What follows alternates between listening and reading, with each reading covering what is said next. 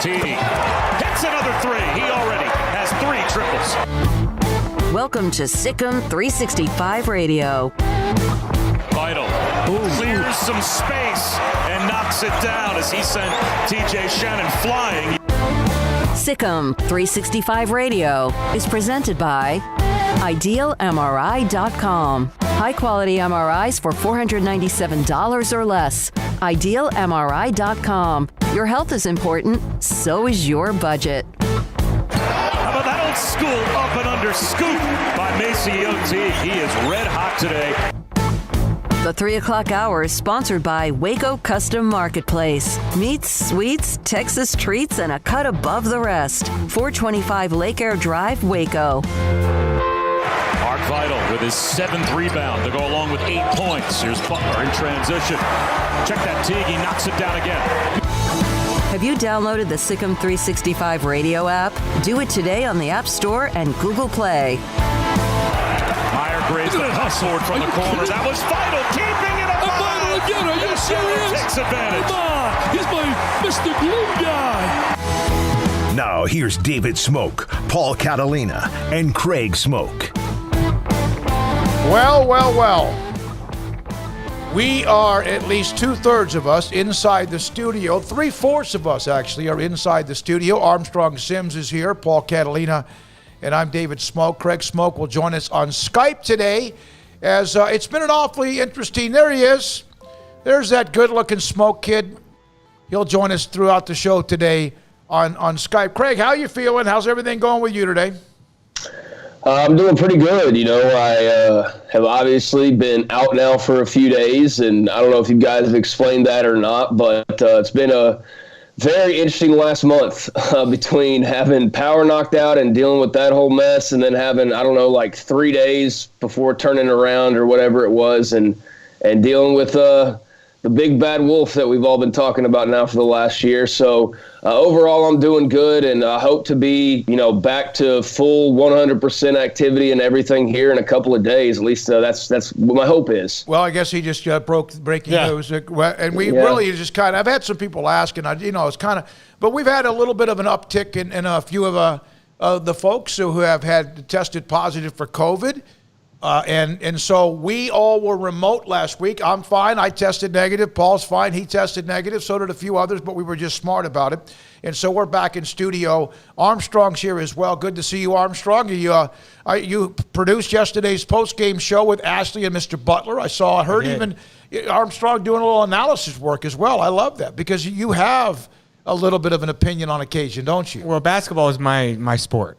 So I can have an opinion on basketball. So. That's good. And, of course, you were thrilled because Bryson DeChambeau yesterday. Oh, my gosh. Don't even talk about it. Now, Baylor men, think about it. A week ago today, I wasn't sure how many of the remaining 3 games they would win, whether it was West Virginia on the road or Oklahoma State and Texas Tech at home. And, Paul, not only have they won the last 3, they have won it overtime Tuesday, and they had to kind of gut it out to do that.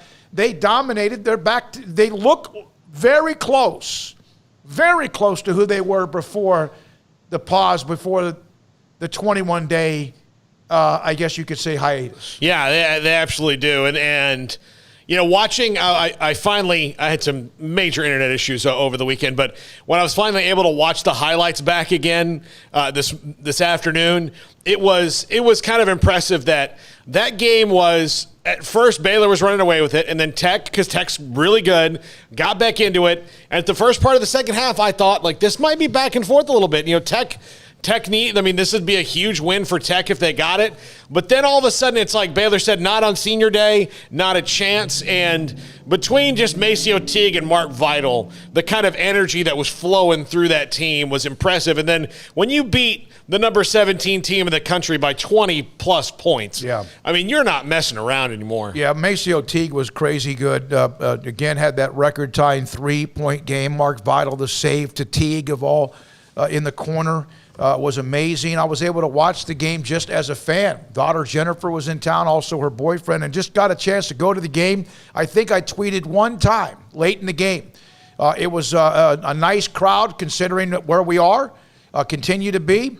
but they were dominant. Craig, your thoughts from watching where you were and your thoughts about Baylor. Do you feel like, I mean, they obviously have answered the call. Kansas City, who knows what might happen there. They have secured the title.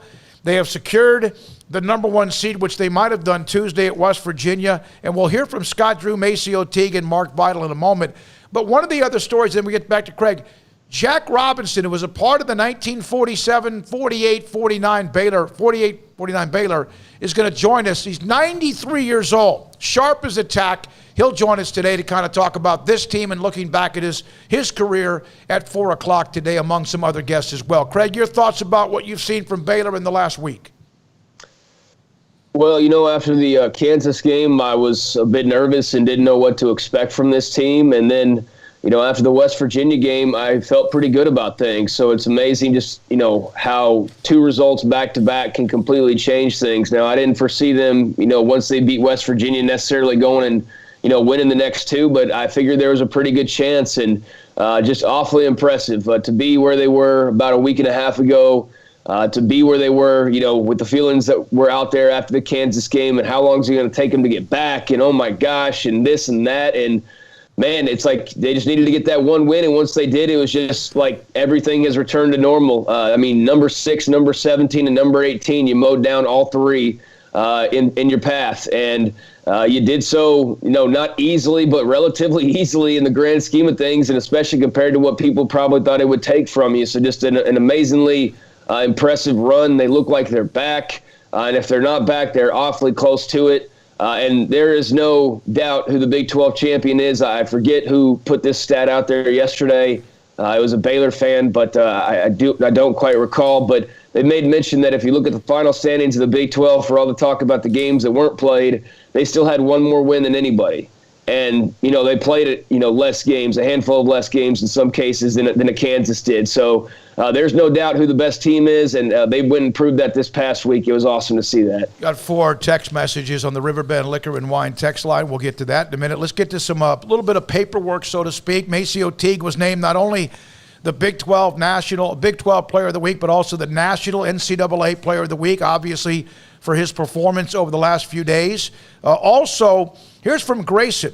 Baylor guards Maceo Teague, Jared Butler, and Davion Mitchell combined for 70 points, 13 assists, 10 rebounds, 22 of 30 shooting from the floor, 15 of 19 from outside the three-point line in the 88-73 rout of Texas Tech, and at one point it was in the upper 20s. Baylor now waits the winner. Baylor will play Thursday at 1:30.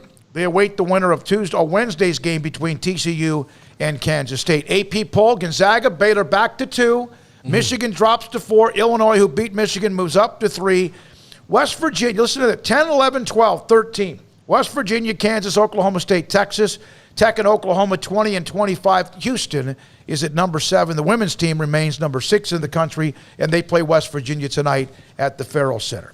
Now, let's hear from a couple of those involved, including, it was senior day for a lot of guys. But Mark Vital had a double-double. He was absolutely just immovable underneath, created energy, created rebounds, also was very effective offensively. And he was asked about just over the last year, think about what this team has been through, along with others, but also Mark knowing that at times he personally has had to battle some things along the way and what it was like yesterday. Mark, considering all of what you guys have been through from almost this time a year ago, and even what you dealt with yourself at times personally, how much more of a blessing is tonight or today and really what you've accomplished knowing there are more goals to get? It's showing you that in life in general, that no matter how high you get or where you at, that you always got to keep moving on and keep moving forward. And no matter how high you is at the top, you still got goals and things you got to do. It's a big, big world, and a lot of stuff you got to feel in it. So for us to go out there and win the Big 12, now we got the tournament, and now we're going to win the national championship. I ain't say we're going to win a national championship, man. Like, that's something that's motivational. All right, so that's Mark Vital. You could feel the emotions from everybody. Now, Maceo Teague, the star of the show, how many did he end up with? 35. 35. what he did, I was there. I was behind, above what was the home basket in the second half, the one that's on the north side. And, I mean, the angles, and, he's got that little hesitation. I got to the point where, okay, he's got to stop shooting because he's got to miss one. And finally he did. He missed one, and he hit one from 26 or 7 feet one time, hit the one in the corner. Maceo Teague on all of what he's done to get himself in the position for yesterday's type game. It felt great. A lot of the work I put in seemed to pay off tonight, but shout out to the guys on the team. I mean, they kept finding me, kept telling me to shoot the basketball. Flo set great screens. Mark saved one, got me a 3. Jared found me on the opposite side of the floor. Davion found me. Guys on the bench was yelling at me, telling me to shoot. So it's a lot of thanks goes to those guys. Just felt like we did a great job sharing the ball, so I'm happy for everybody as a unit. And going 14-0 at home, it's never been done here. Well, it has in like 1940 something. I don't really know, but just happy for the guys, like the coaches who've been here, built the program from the bottom, and just happy for my teammates. So that's Maceo Teague, who was National and Big 12 Player of the Year. Some of the text line from Scott.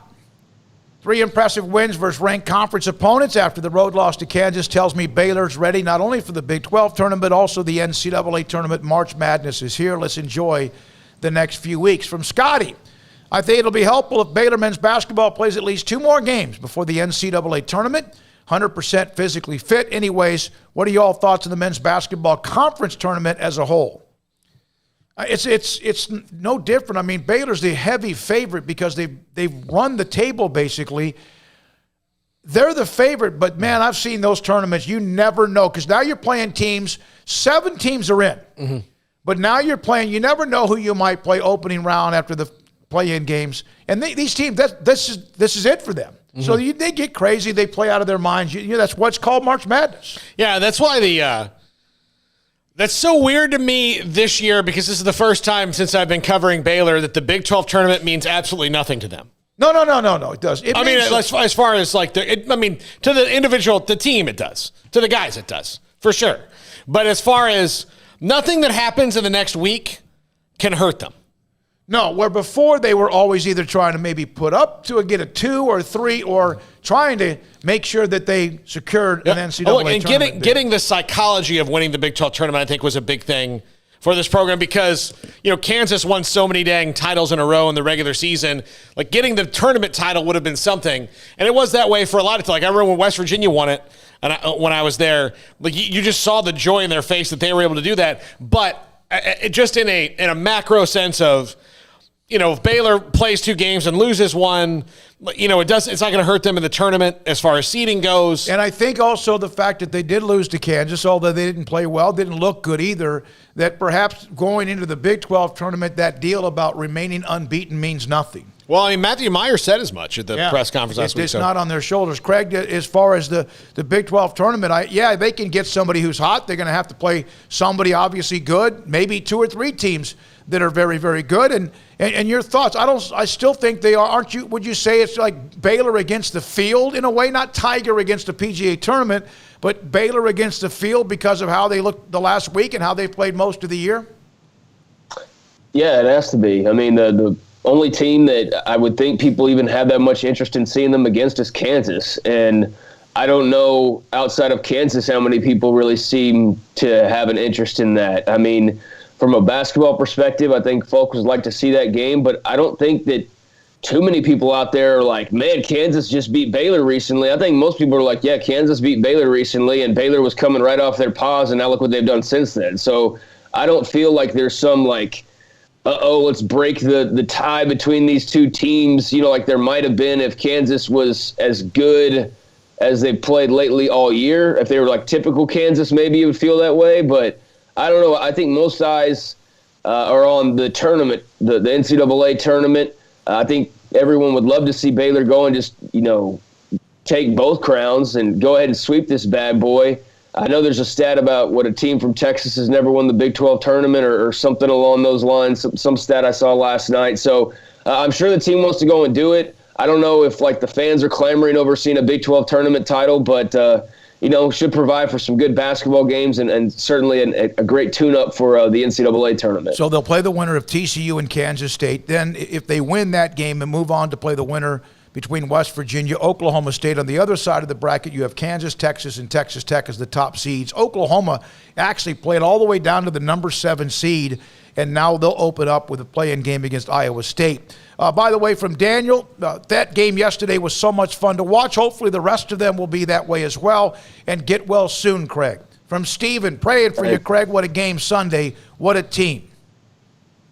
Appreciate it. And Matt in D.C. really wanted to play Texas again, but they jumped to a 3rd seed. Oh, well, let's win it, Matt in D.C. So 7 of you right off the top. We appreciate your text to us as well. Now, I lost it. I tried to regroup. I lost it. So we don't have Bill Brock. Mamadou Jen, though. Yeah.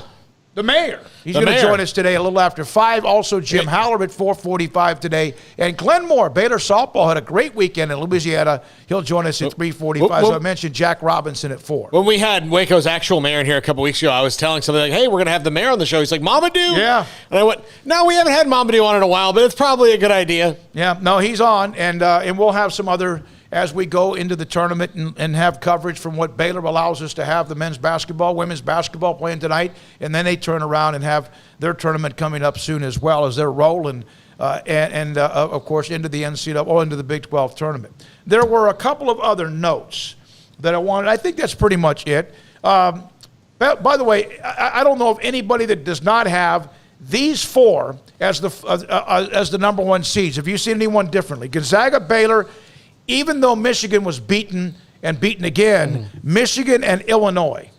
Is anyone else going to interrupt that party with a 4th seed? Can Alabama do it, Iowa, Ohio State, or Houston? I don't think so. I don't think so.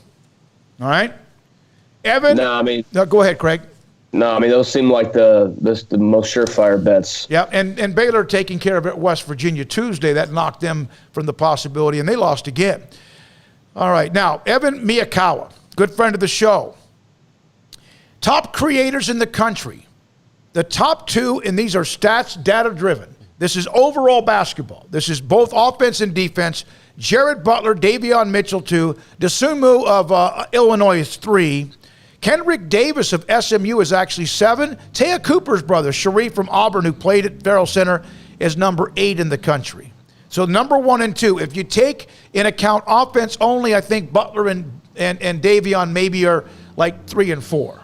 But that says quite a bit. They played against Dosunmu from Illinois. They played against also Reeves, who's in the top 20 from Oklahoma. And they also played against, of course, Sharif Cooper as well, and Miles McBride. So those are some names that you might do you know how much money, guess, how much money did CBS spend for the 2 royalty people to do an interview with Oprah? For Meghan and Harry? Yeah.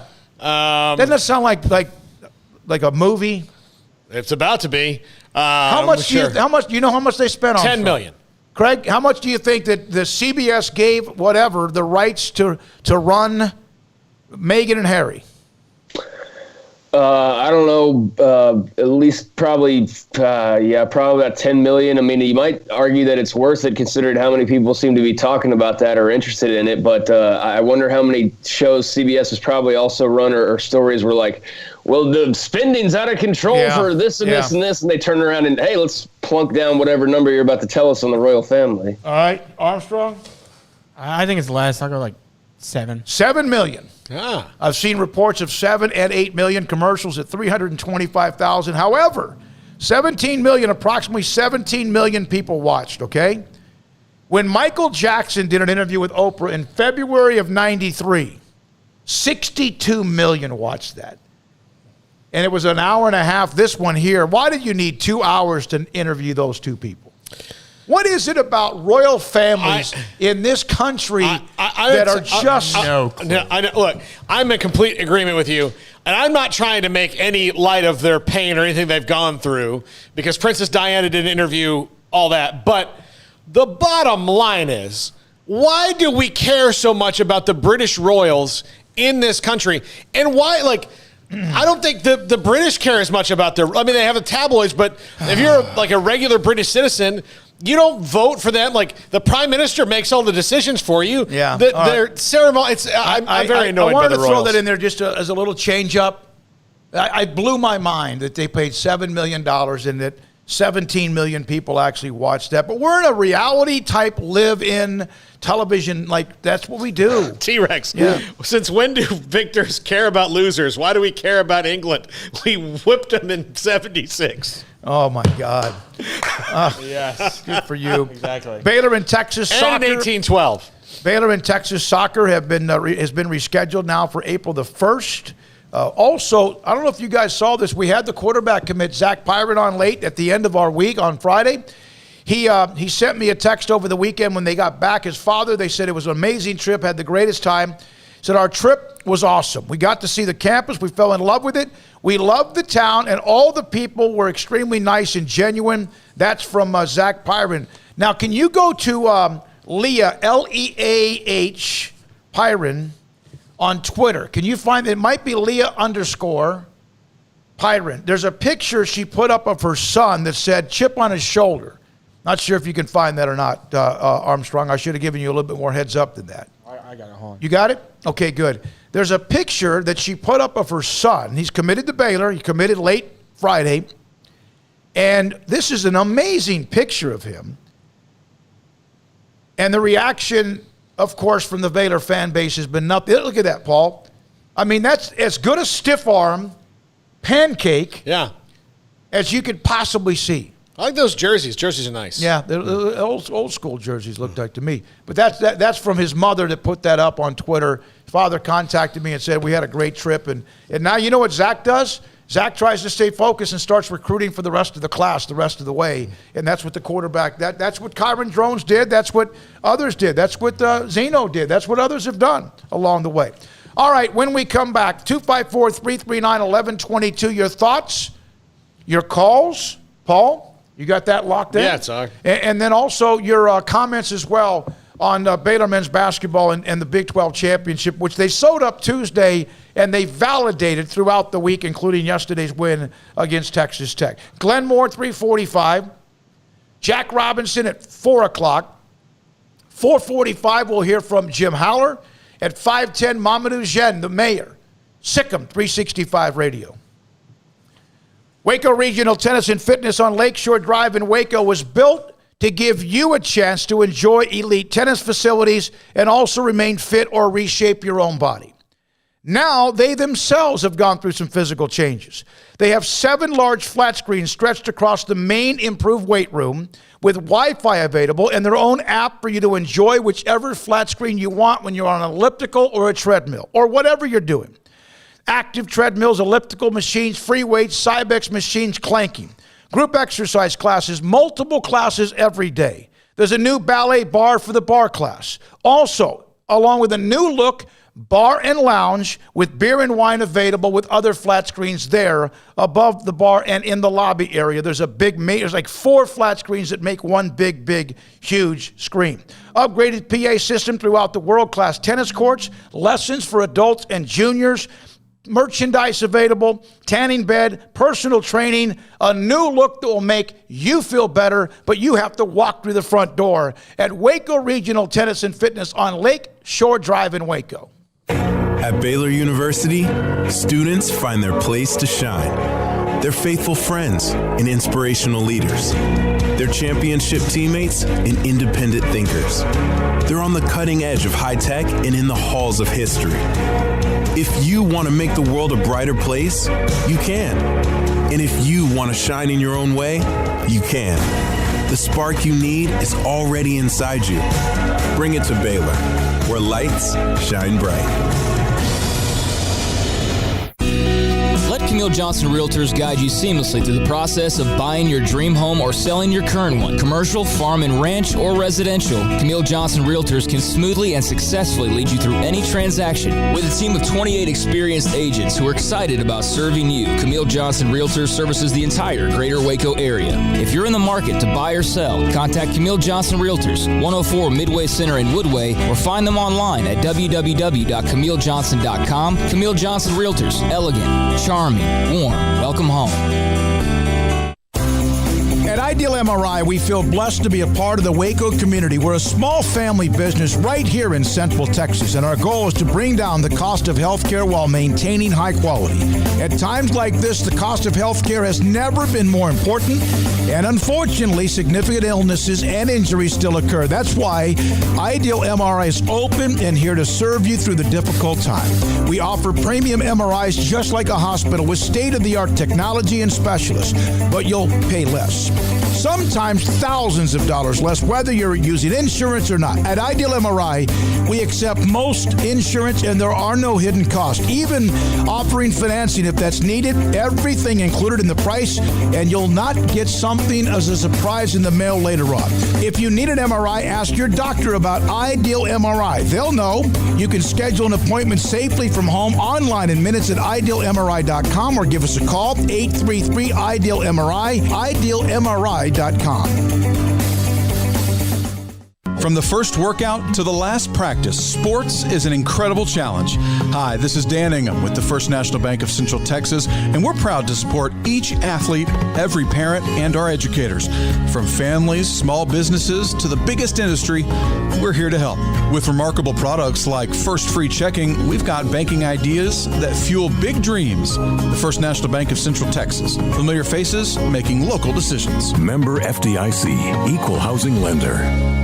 Get the vehicle you've been dreaming about at the President's Day event at Allen Samuels. The 2020 Dodge Charger Sxt, ranked #1 in initial quality and driver appeal, has special values of $6,170 or 0% for 72 months, plus $3,000 in combo cash. The 2020 Dodge Charger is at the forefront of muscle car design. From the body to the wheels, it continues to impress. Visit the customer award-winning Allen Samuels, located at 201 West Loop 340 in Waco, to see the 2020 Dodge Charger Sxt. See dealer for details. All offers have credit requirements.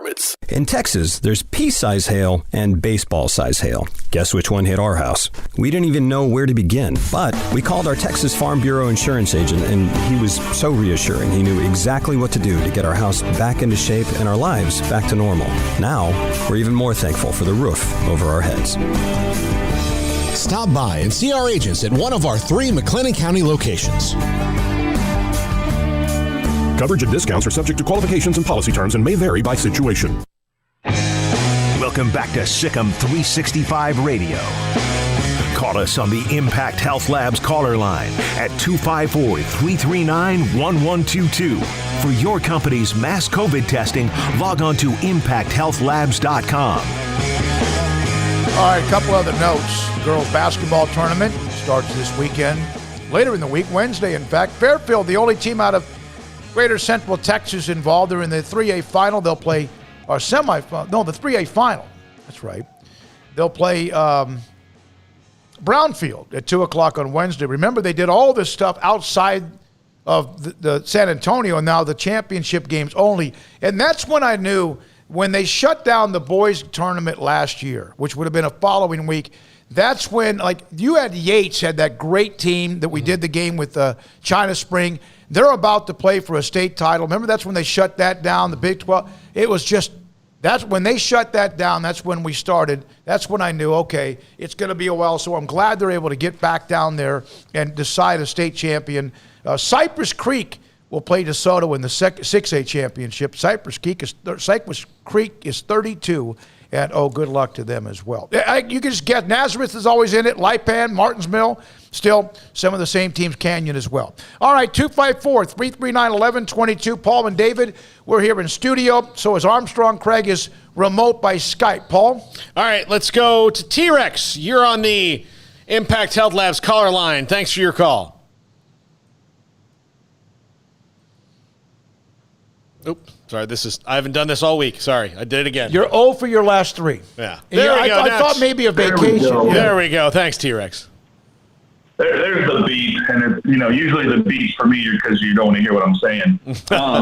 Anyway, how are y'all doing today? I'm glad to see y'all back in the studio, at least 2 of 3. Hopefully we see Little Smokey in a few days. I hope so. That's going to be a new nickname for you, Craig. Little Smokey. I don't think he's going to like that. I don't like it either. Yeah.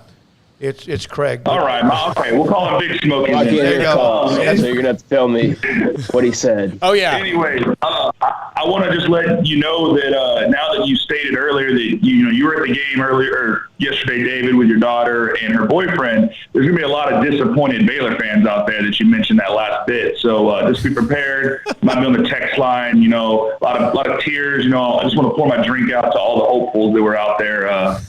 Looks like she's taking, boys. I had to get that one in. Also, I found out earlier during calling him up tempo that call this morning was my 100th call. So I guess this is 101. So I did a little bit of math. I'm going to do a little bit of math. See, if I call in every single day, when I'll hit 200, 300, 400, 500. I just hope that this radio show's there when I get to 1,000 because, hey, y'all doing the Lord's work. All of Baylor fans, we all listen to y'all. We appreciate y'all. I really don't have anything to talk about. We're the Big 12 champs. There's no asterisk. Let's go win a tournament. Let's go win, a national tournament. I will say this. If you are listening and you are in the trophy case manufacturing business, you need to be a sponsor of SicEm365, and you'll be able to afford it because the trophy case manufacturing business in Waco is blowing up this spring. Baylor needs a couple cases built, so funnel all your profits into SicEm365. They probably can use another sponsor. Sic'em Bears, that's all I got. Pour your drinks out for those who wanted to date your daughter. Sic'em. T-Rex, thank you very much, and I'm sure Daniel will feel comfortable. Although when we left yesterday, that we were running a little bit late and they weren't talking. I don't know why you need to air that. Took too long. They're not Prince Harry and Meghan. Now, Craig can't hear because he's coming through the same pot, so he can't hear that. T-Rex tried to give you a nickname, which we shot down, so you're welcome. And two, he said that he wanted to let all the Baylor fans know that thought Jennifer might be single, that they have to let that go because of Daniel. But I'll let you comment on that second part. Yeah, no, Daniel's a good dude. So, I'd say she's off the table, but I was glad that while I couldn't join them and I missed out on seeing, that Maceo Teague explosion and that big win in person, I was glad that they had a chance to come check that out. They seemed to have a good time. All right, 254-339-1122, SicEm365 Radio. By the way, congratulations, Richard Carr, 22nd year anniversary sales event going on. More on that. Craig will have more on that as well, and you'll hear more on that throughout the next few weeks. Paul? All right, Stephen from Virginia. You're on the Impact Health Labs caller line. Thanks for calling SicEm365 Radio. Good afternoon, guys. I'm really calling for I can't believe we're here kind of discussion. Because all three of you, and I know you'll get what I said to Craig, all three of you live in the state of Texas and have covered the state of Texas sports for a long time. And we are at a place where Baylor is more relevant than I think I would have ever imagined when I was a child. When I used to have to hit the refresh to find out that Kevin Durant dropped 30 in the second half to beat us in the Big 12 tournament. Or when you used to have to listen on the internet to find out if Nick Florence and the Bears were able to win in Columbia. And I wanted to ask y'all, how high is this going to go? Because we have a men's team that's a top 5 team program in the country. We have a women's program that's a top 5 program in the country. We have a football team that could be relevant in the state and in the conference on a regular basis. Those are the top 3 revenue-driving sports, in NCAA. And I have to say, I never thought Baylor would be that relevant in all 3 of them. It's really exciting. New facilities are coming. I want to ask y'all how high this is going to go because the pieces seem like they're in place for another 5 to 10 years. It doesn't seem like Coach Mulkey's ready to slow down. Coach Drew would be crazy to leave. He has job security that money can't buy. And then one more thing I want to say on the Brits. We got the Brits the same way we did in 1776. We spilled the tea. Take it easy, guys. It's interesting you bring that up, Stephen. Thanks. It's great to hear from you because I know you've had some downtime the last few weeks as well. It's interesting about Baylor's athletic department.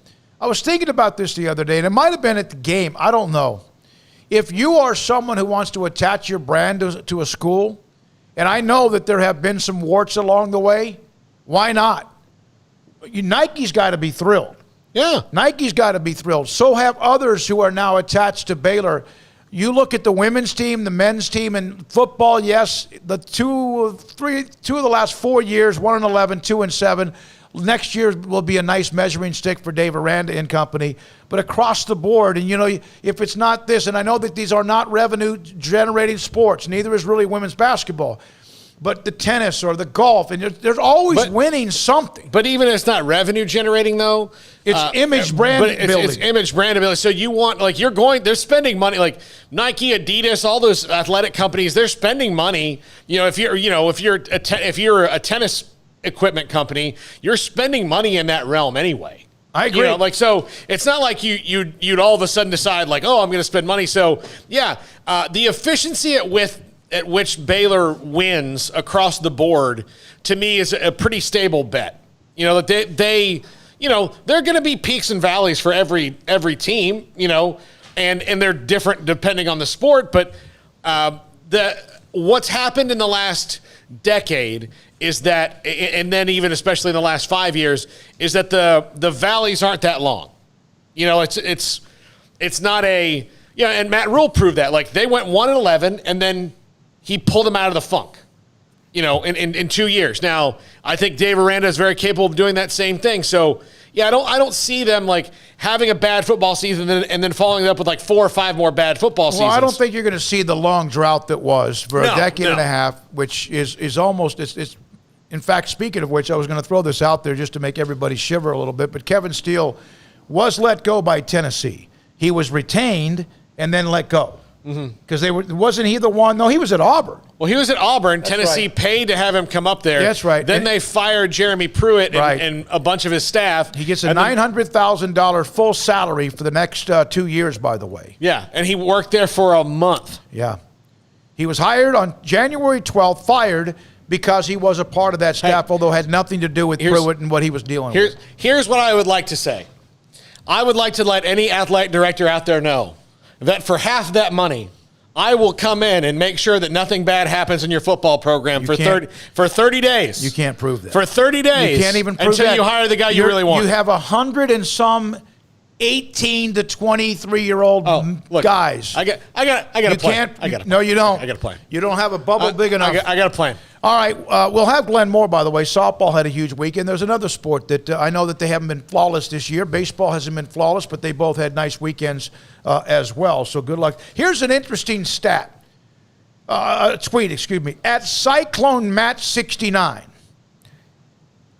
At Cyclone Matt 69. This was from, this is from 4 days ago, so I don't think you're going to be able to probably find it, Armstrong. And yet again, I also gave you a big heads up on this.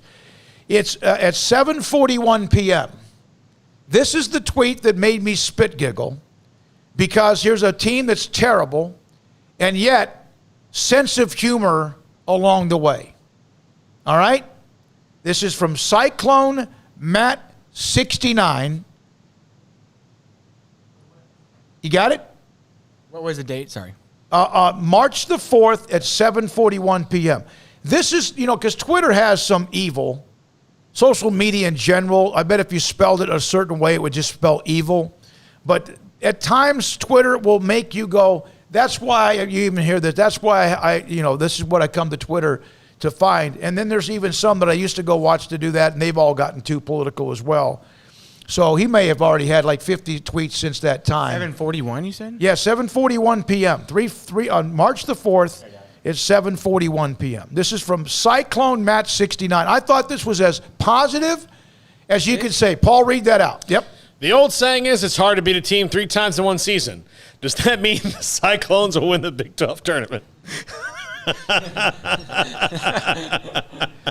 I love that. I mean, that's not, it's not the Texas Tech fans who got all whiny and bitter yesterday, or West Virginia there's always. Why were Tech fans? Oh my God! Look, you got one guy actually was at Big Bend Park, and this happened to pop up on my screen. So because someone I'm following, so this guy's at Big Bend Park, Tiny Mac Rhodes, who's brilliant. So this guy's at Big Bend Park. He goes, I hope that the Red Raiders, whatever, just beat that Baylor ass in the second half. He's going down big. You can see this beautiful view. Why should he care about anything in the world when he's got this unbelievable view? So Tiny Mac Rhodes says, by the way, when you get cell service, I got something. I need to tell you something. And then the guy. And then this is what people don't think. Craig, I know that you hate it when I bring up Twitter, but so the guy's response was, "Well, that's great. Congratulations on the win. At least you played a game." They beat Tech twice, right, Craig? They beat Tech twice, but that's the typical Twitter bitterness compared to Cyclone 69. Yeah, I don't care. I don't care what Tech fan has to say. I mean, it's funny what you said as far as the response goes. I don't care what this idiot says. I don't care his opinion on Baylor basketball. So, yeah, I mean, I'm glad that some can have fun with it. But, yeah, I don't know. I don't care what that guy has to say. I really don't. Hey, is there anybody that has this thought that you look at the Baylor, the Big 12, the way the bracket ended up with all the shakeup in the last few days with Tech or Oklahoma State or West Virginia dropping, and Texas having the win against Oklahoma that was had the lead, almost blew it, came back to win it. So in the bracket on the upside, if you look at right now currently, who has the better lower bracket or the higher bracket? I'm leaving out even Oklahoma because Oklahoma gives the bottom bracket 4 teams that will all make the tournament. But who would you rather have on your side of the bracket? West Virginia, Oklahoma State, Baylor, or Kansas, Texas, Texas Tech, and Oklahoma? Kansas has been playing a lot better lately, but I'd rather have Texas, Texas Tech, and Oklahoma than West Virginia and Oklahoma State. That's what I'm saying. Yeah. So and you know, again, Baylor's going to have to play all these teams. If they win out, if they get through the quarterfinals, which they should. Who would you rather have, Craig, on your side of the bracket? West Virginia, Oklahoma State, or Kansas, Texas, Texas Tech, and Oklahoma? I'd go with what Paul said. I mean, Kansas is playing better, but they're not Kansas. Like, they're not top 5 good Kansas, so it's not like they're not even the favorite. So, yeah, they're playing well. The other teams are up and down. I mean, Oklahoma's fallen off a cliff. So, yeah, I would much rather face the opposite of what they're facing and face that Texas Tech, Kansas, Oklahoma, whatever, than West Virginia's better than all those other teams. So, yeah, West Virginia's, with Oklahoma State, I think much tougher. Armstrong, would you agree with that? I would, but the only reason I would want to avoid that one side, the side they're on, is because of West Virginia alone, right? They dropped to the number 4 seed, and they were right there almost to the point where we weren't sure if they might even catch Baylor. Yeah. Like, I'm not worried about anyone else on their side of the bracket except for West Virginia. They just played Oklahoma State and West Virginia, so if Baylor does win against the winner against TCU K-State, which they'll be favored to do, they're going to turn around and play somebody pretty quickly right after that time. And, hey, if you do, that means you won. That means you're in the semifinals and on your way possibly to winning the Big 12 tournament as well. Chuck Carlton kept asking this question, and Glenn Moore's next. He kept asking this question. I didn't know this. No team from Texas has ever won the Big 12 tournament. Texas hasn't won it? I brought that up earlier, remember? Yeah. I brought that stat up like 30 minutes ago, and I thought, and I made mention, I said, I don't know if this is factual or not, but yeah, that was a stat that was floating around out there yesterday. And, when I mentioned it, I didn't know if it was exactly that no team from Texas won the tournament, but yeah, I'm pretty sure that's what the stat is. Yeah, even that's back. Correct. That's correct. That's correct. Yeah, okay, Craig, and that's why. So Chuck Carlton asked that 3 or 4. He asked it to Vital. He asked it to Teague. Not Tech. Tech and Texas are both in the Final Fours. I know. Without winning it. Yeah, yeah. But, back in the day, you had a Missouri that won it a handful of times because it was basically almost in their backyard. Mizzou won it the first time that you and I went. Iowa State won it. You know who won it last year? Who's the defending? No one. Who's the defending Big 12 tournament champion? Iowa State. Iowa State. Yeah. Isn't that wild? Yeah, no one won it last year. Yeah, nobody won it last year. We don't know what happened last year. So Oklahoma's won it. Oklahoma State's won it. Everybody's won it except anybody who's been from Texas. Anybody that's from Texas, whether it's TCU after they join Baylor, Texas, and Texas Tech. Baylor softball coach Glenn Moore next on SicEm365 Radio. All right, why do you use Ideal MRI? Why would you go there? Because something bothers you, something that is painful, something that hurts to the point where you don't sleep, you can't function, you can't work, you can't do anything. And it could be anything from a torn rotator cuff that you need to get looked at, or maybe an ACL or something in between.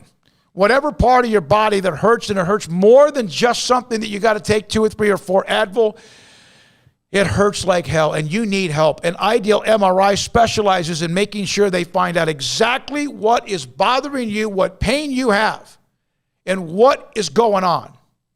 I've been inside their machine, state-of-the-art technology in the Central Texas marketplace. They will help schedule your appointment. And when you, by the way, get there, you won't have to worry about waiting in some large lobby when there's 18 or 20 other people waiting to do the same thing as you. You get to go in pretty quickly. And when you're there, the Texan specialist will help you along the way.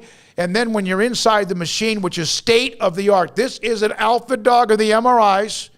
They will then later on evening, it depends on when your MRI is, they'll get in touch with you and say, hey, by the way, this is what we found. And they even send you what they have, the MRI, the pictures. So you can then forward it on to your doctor who may have told you need an MRI. And if they ask about that, if a doctor asks you, hey, we need to get an MRI, or tells you that, you tell them, all right, I want to go to Ideal MRI. And $497 or less every single time, saving you hundreds, if not thousands of dollars in Waco in the Central Texas marketplace, idealmri.com. At Marco's Pizza, get craveable pizza made the Italian way with dough made from scratch, an original sauce recipe, 3 fresh signature cheeses, and premium toppings you love, served hot and safe. Right now, you can get unlimited medium one-topping pizzas for just $6.99 each. Why stop at just one?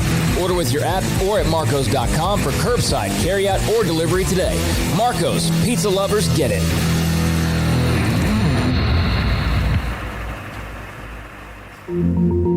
Learning to navigate life in the COVID-19 world has been a struggle, and where and how to get tested has been one of the biggest challenges. Impact Health Labs has your answer. If you need mass testing for your office, church, dormitory, or school, Impact Health Labs is who to call. They will come to you, conduct the testing at your location, and have the test back within 24 hours. Most major insurance accepted, meaning your out-of-pocket cost is low. So no more waiting by the phone for days to find out the results. Impact Health Labs was founded by 3 Army licensed and credentialed medical professionals. They believe in accuracy, efficiency, and doing the job right. Call 254-744-6233 to set up your group screening today. Impact Health Labs, on-site, prompt, and accurate, taking COVID-19 head-on. Again, that number is 254-744-6233 or online at impacthealthlabs.com. Car has the trucks, man. They have the one for you. Crew cab, short or long bed, silver, black or blue. Texas size selection, great prices too. Richard Carr, he has the truck for you. Carr has the trucks, man. He has the truck you need. If you want the best truck, you want a GMC. Texas size selection, great prices too. Richard Carr, they have the truck for you. Hey, this is Bryce Petty, former starting quarterback and 2-time Big 12 champion, and I know firsthand the importance of being in top shape both on and off the field. So listen up, men. If you're feeling beat down day in and day out and looking for that high-performance edge that separates the men from the boys, then look no further than the Petty Clinic Low T in Waco. Petty Clinic is a comprehensive men's healthcare clinic with an atmosphere catering to men. Board-certified Dr. Kent Petty has a special interest in offering the highest quality medical care to men of all ages. Some of the services offered include screening and treatment for low testosterone or thyroid, infertility, high blood pressure, diabetes, high cholesterol, sleep apnea, while offering comprehensive wellness exams and complete men's health lab panels. High performance men, remember, it's not just a petty thing. This is Bryce Petty, encouraging you to reach out and Google search Petty Clinic Low T or go to pettycliniclowt.com and get your complimentary lab screening today. Boozers is the wedding ring store and more. If you're ready to get engaged or already married and want to upgrade your wife's ring for a special anniversary, Boozers is the place to go. With the largest selection of premier quality diamond engagement rings and wedding rings in Central Texas. They have 7 cases with over 300 styles of rings from top designers like Natalie Kay. Choose from yellow, white, or rose gold, plus beautiful top quality loose diamonds. With an in-house jewelry, they can also custom make anything you want. Bring in a picture or drawing and let let Boozers create your one-of-a-kind pendant or ring. They can even use some of your old gold and diamond jewelry to create something new. At Boozers, you'll find a great selection of quality timepieces, and Boozers is the place for expert watch maintenance and repairs, too.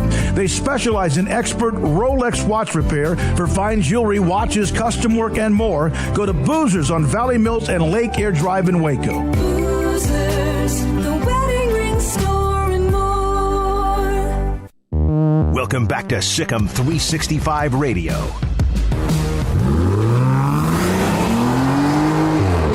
This segment on Baylor Athletics on SicEm365 Radio is brought to you by Richard Carr Buick GMC Cadillac, located at the Imperial Drive exit off Loop 340 in Waco. Proud supporters of all Baylor Athletics.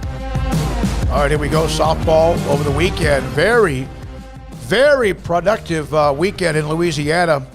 Winning every game that they played, including that game against 13th ranked Louisiana on Thursday. We're now joined by longtime softball head coach of the softball team in Glenn Moore. Glenn, great to have you on. We appreciate your time. How much of a feel-good weekend was that for your team as far as a little nice kick as far as adrenaline?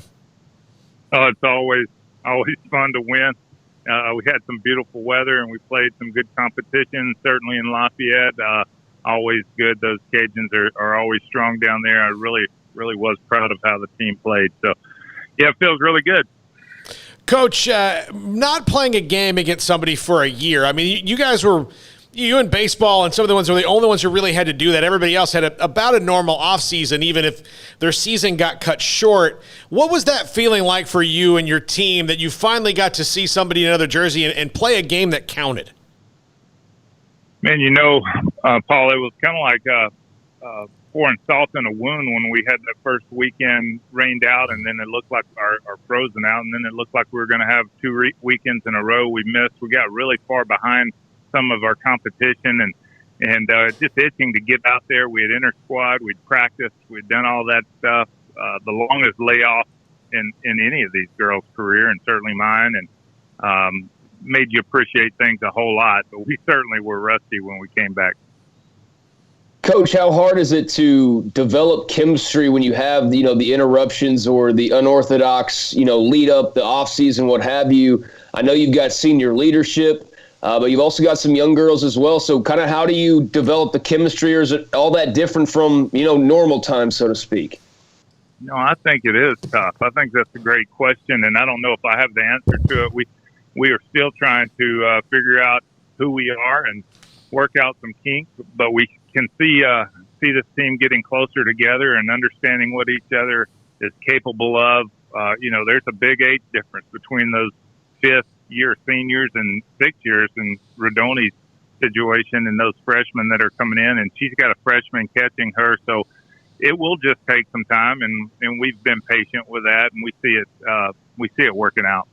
You have some time to make up, but my goodness, Thursday, Arizona State, and then 5 games in a matter of 3 days. So you're about to play, 6 games in 7-8 days?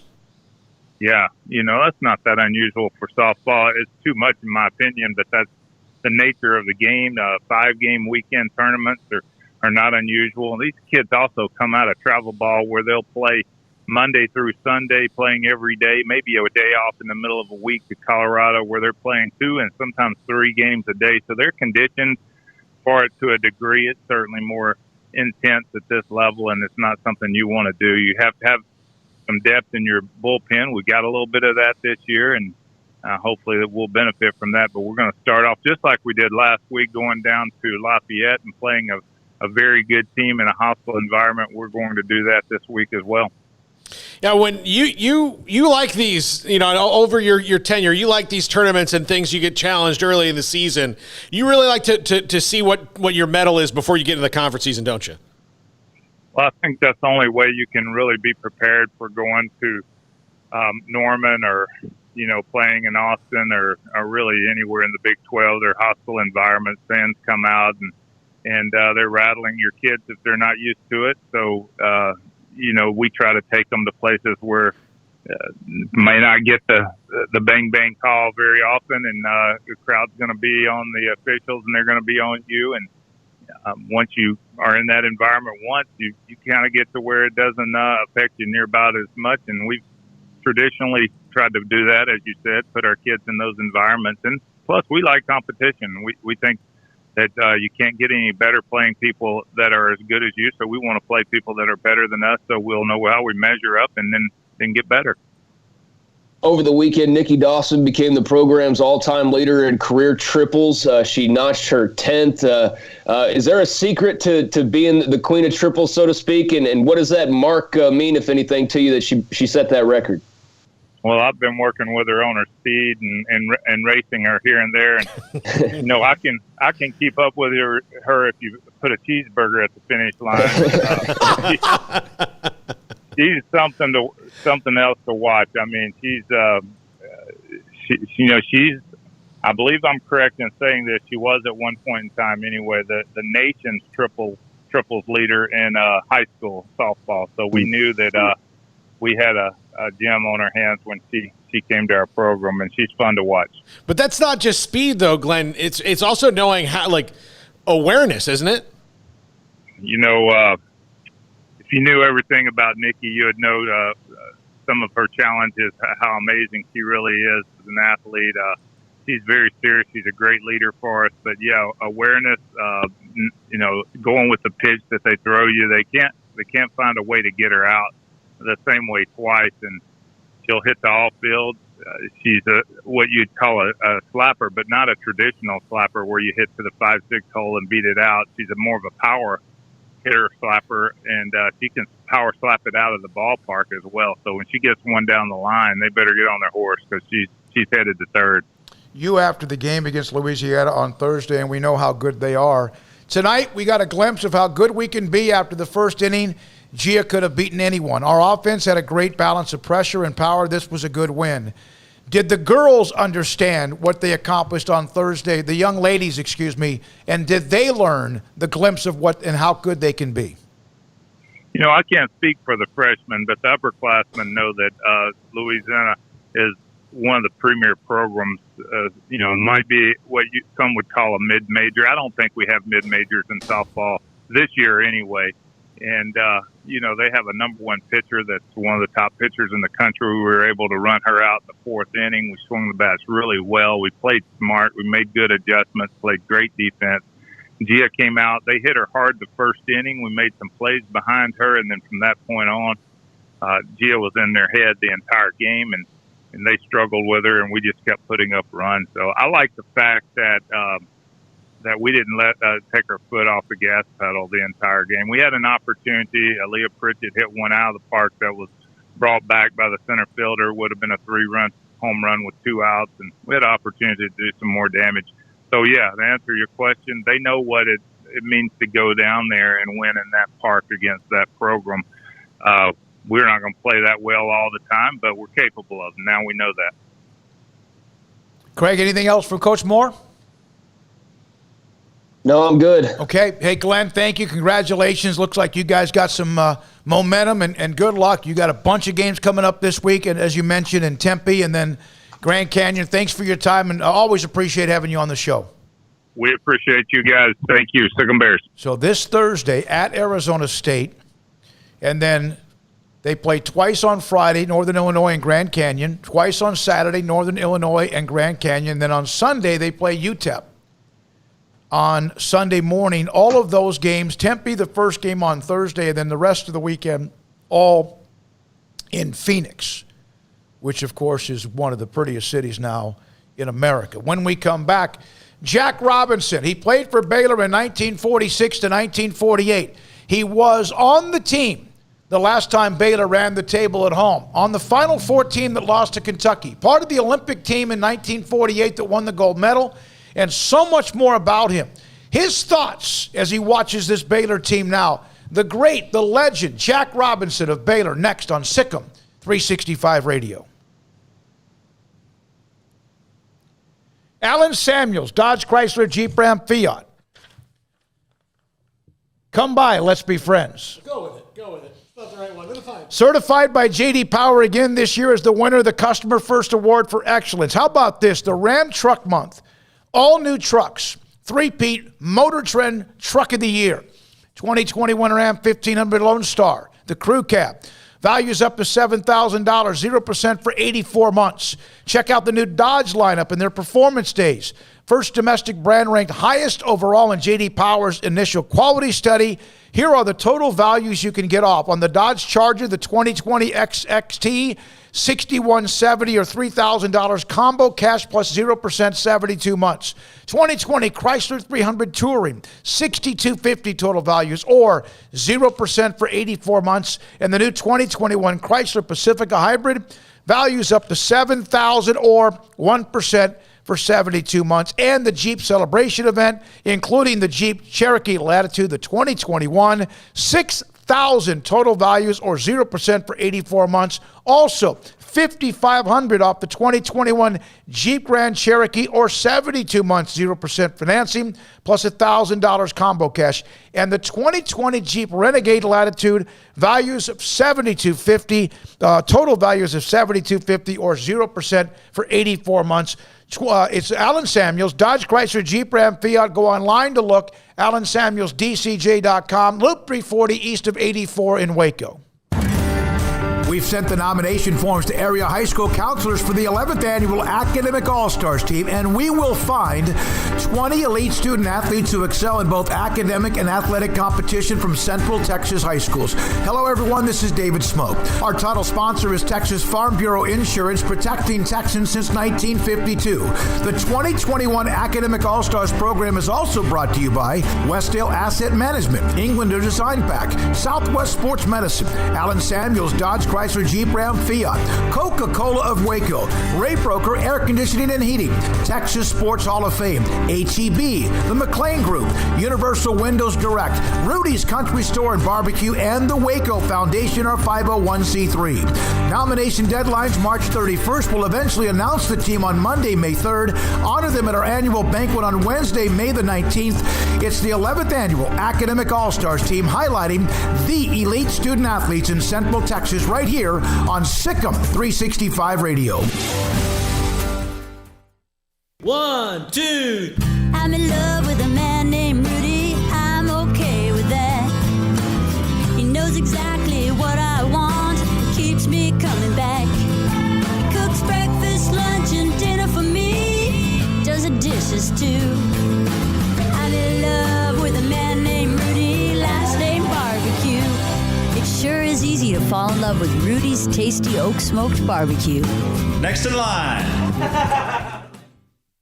One size fits all. That may be all right for an adjustable belt or cheap sunglasses, but when it comes to your financial needs, no one wants a one-size-fits-all strategy. Ben Erlinson, your Edward Jones financial advisor, knows that his most important goals are yours. That's why he takes the time to understand your needs, knowing you. That's how Edward Jones makes sense of investing. Ben Erlinson, 100 North 6th Street in Waco, 254-759-8533. Edward Jones, member SIPC.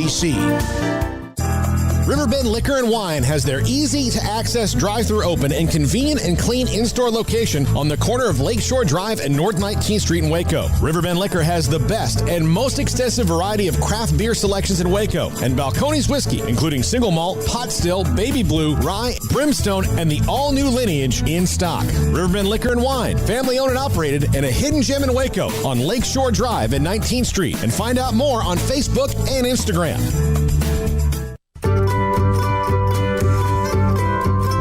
You want to know why Stonewood Dental is so successful? Listen to what happy customers have to say. It's pleasant. It's different than any other dentist office. I really feel like they care. And it's not that you're here for 2 hours waiting on someone to take care of you. It's quick and easy, and I bring my kids, and my kids love being here too. They really love the treasure box.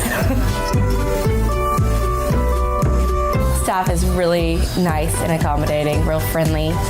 You feel more like home. It's not sterile looking. Everybody has their own personalized rooms with decorations and decor, and they'll even have a blanket for you when it's cold. I've recommended people to actually come here, and they are patients now. I really love it here. It feels like family. Learn more, stonewood-dental.com.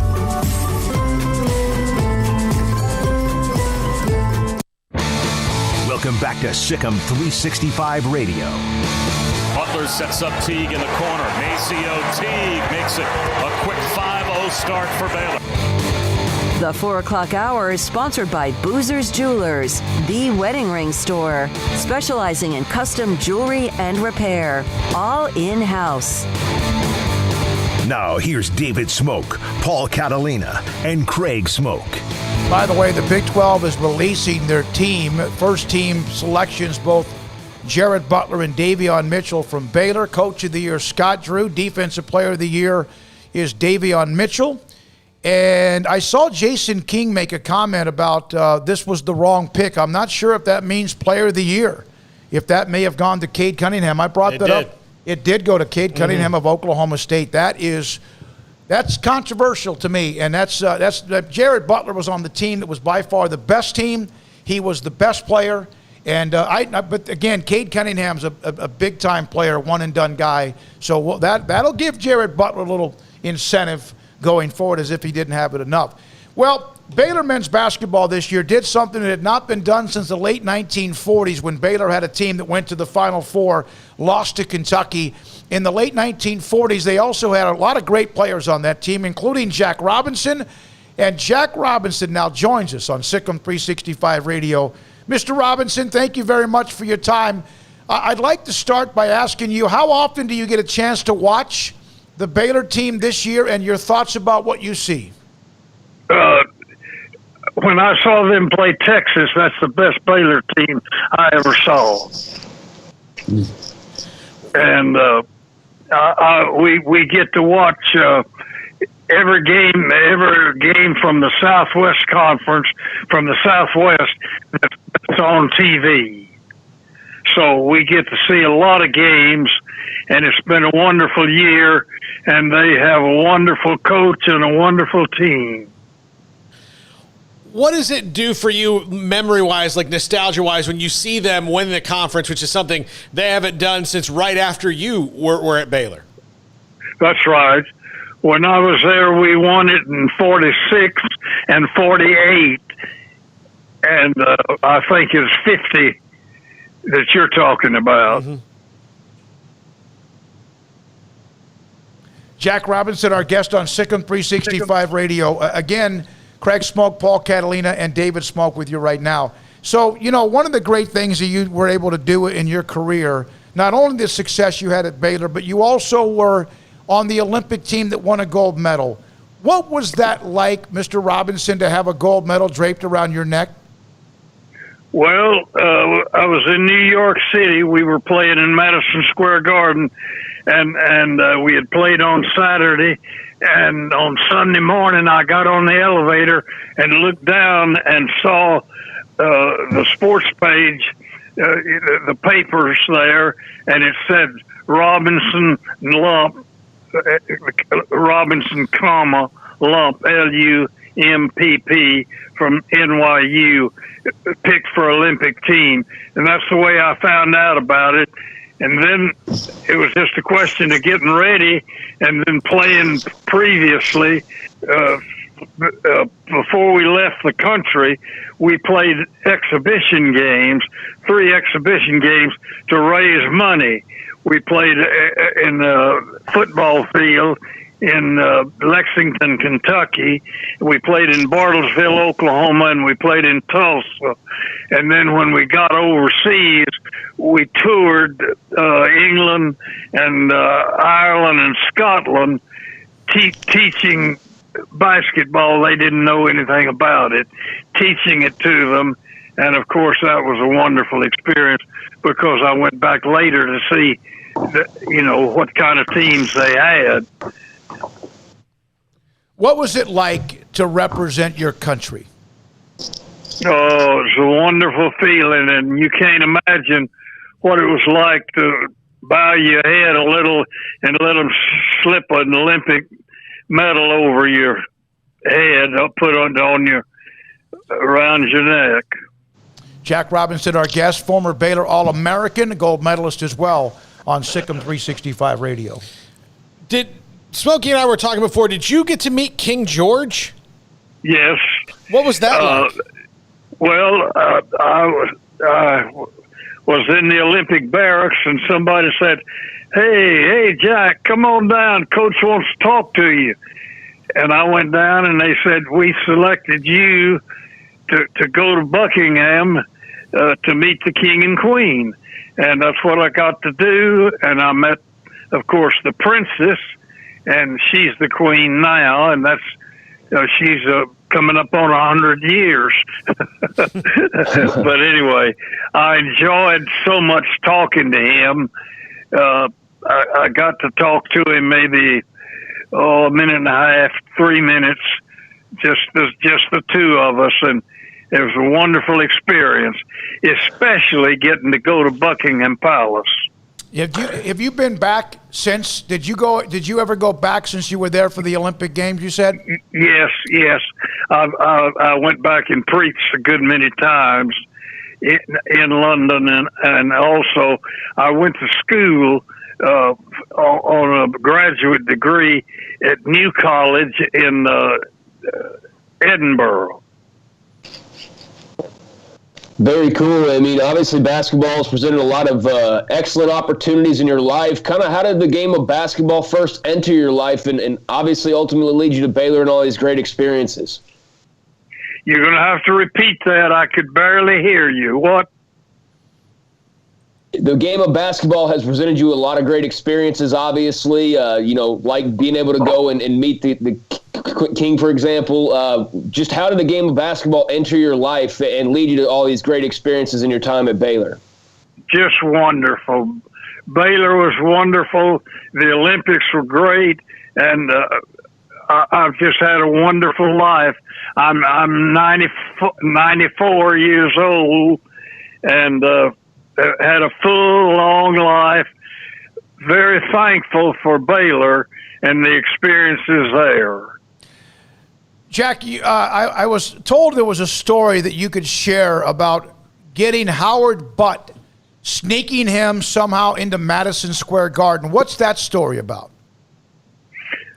Well, he went to New York to see us play in the national finals, and they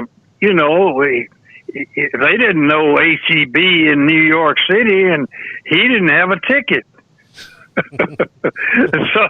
So the only way to get him in was to give him a ball bag and let him put it on his shoulder and put him in the middle of us and walk him in, and that's the way he got in. And he sat down at the end of the bench and saw the whole game. Couldn't have had a better seat. He was as happy as could be. Great experience for him. Did anyone ever look at him and go, "How the hell did you get on the bench?" Did anyone ever? No. He was at the end of the bench, and they just thought he was another manager. Oh God, that's great. That's awesome. What a really neat story.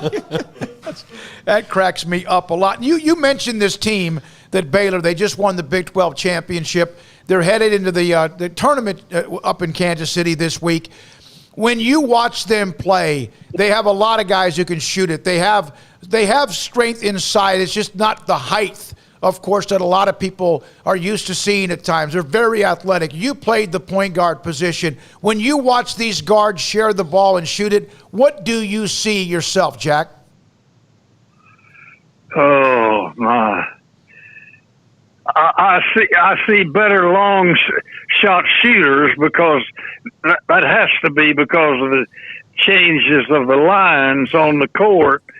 And I see, like I said, when I saw them play Texas this past week, that's the best Baylor team I've ever seen. Now, you are in Augusta, Georgia, correct? Yes, I've been here almost all my life since I left Texas. I've been here all these years.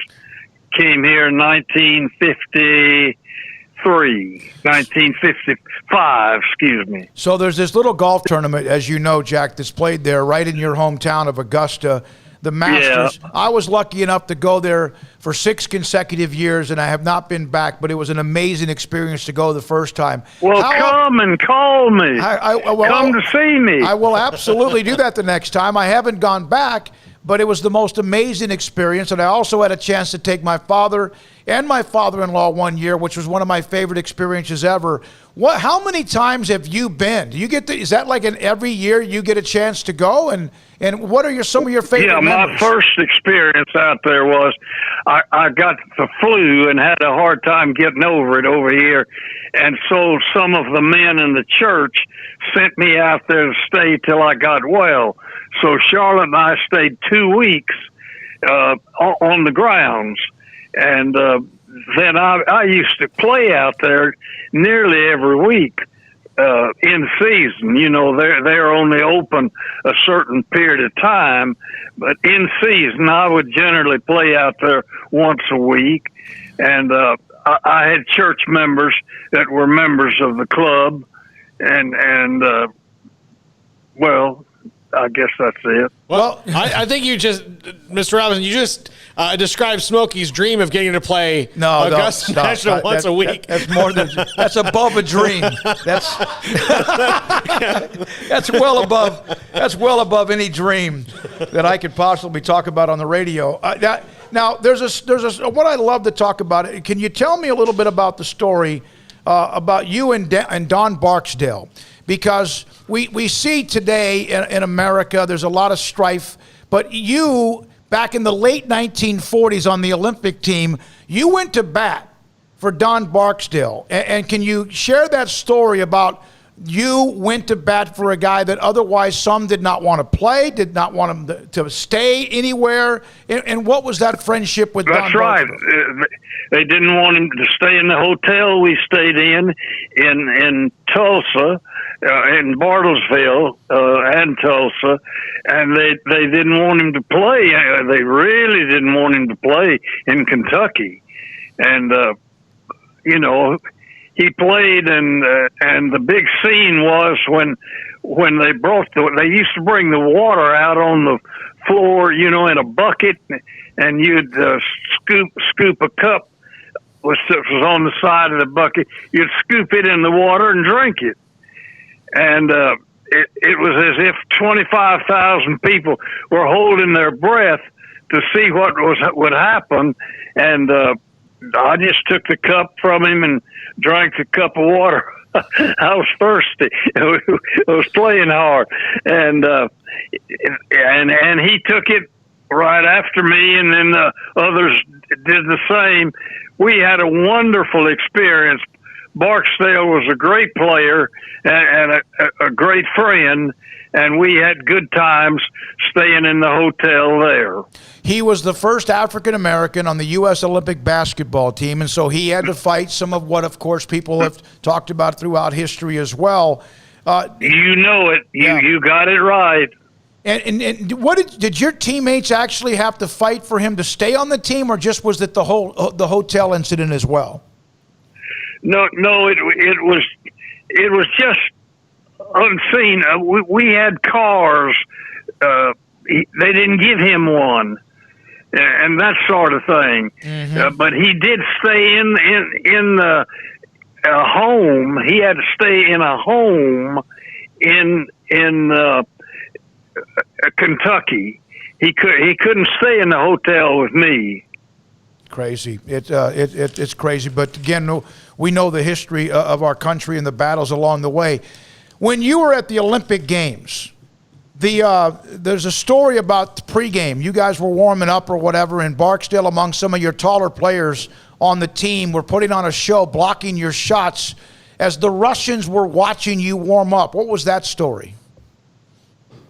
Now, I don't know that one. I'm sorry. Yeah, that's okay. There was a story about it. The Olympic Games, I think Russia was there to obviously compete, and your coach wanted to intimidate them. And so Barksdale, who's 6'6", and your other big post players, as you guys were shooting shots from the perimeter, started blocking every one of your shots to intimidate the Russians.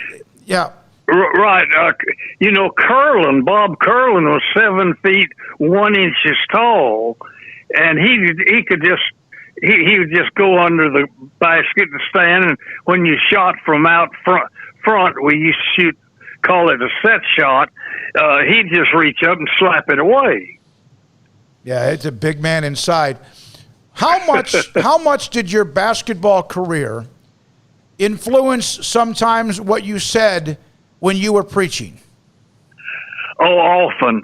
I had a lot of stories from experiences with people playing at that caliber and playing in that league.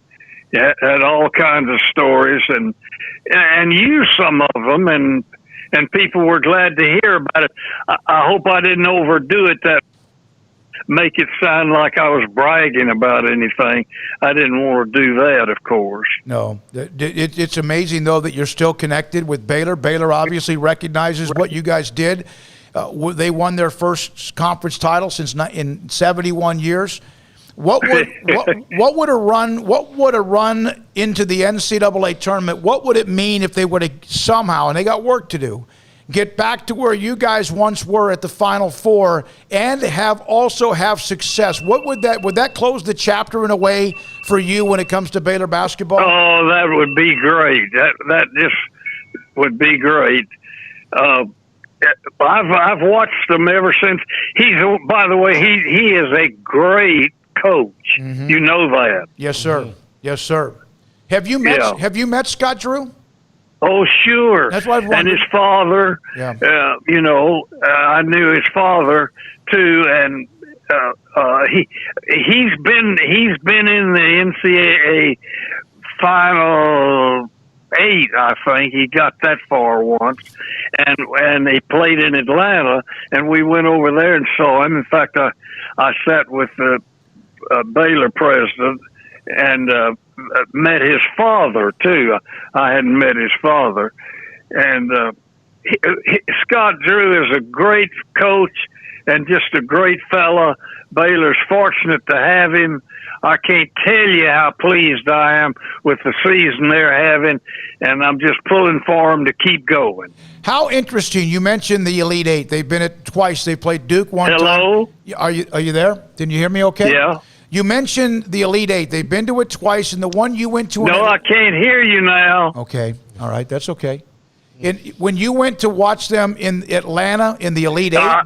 Now. Okay. When you watched them in Atlanta in the Elite Eight, they played Kentucky. Did that bring back any memories for you? I was right there. It sure did.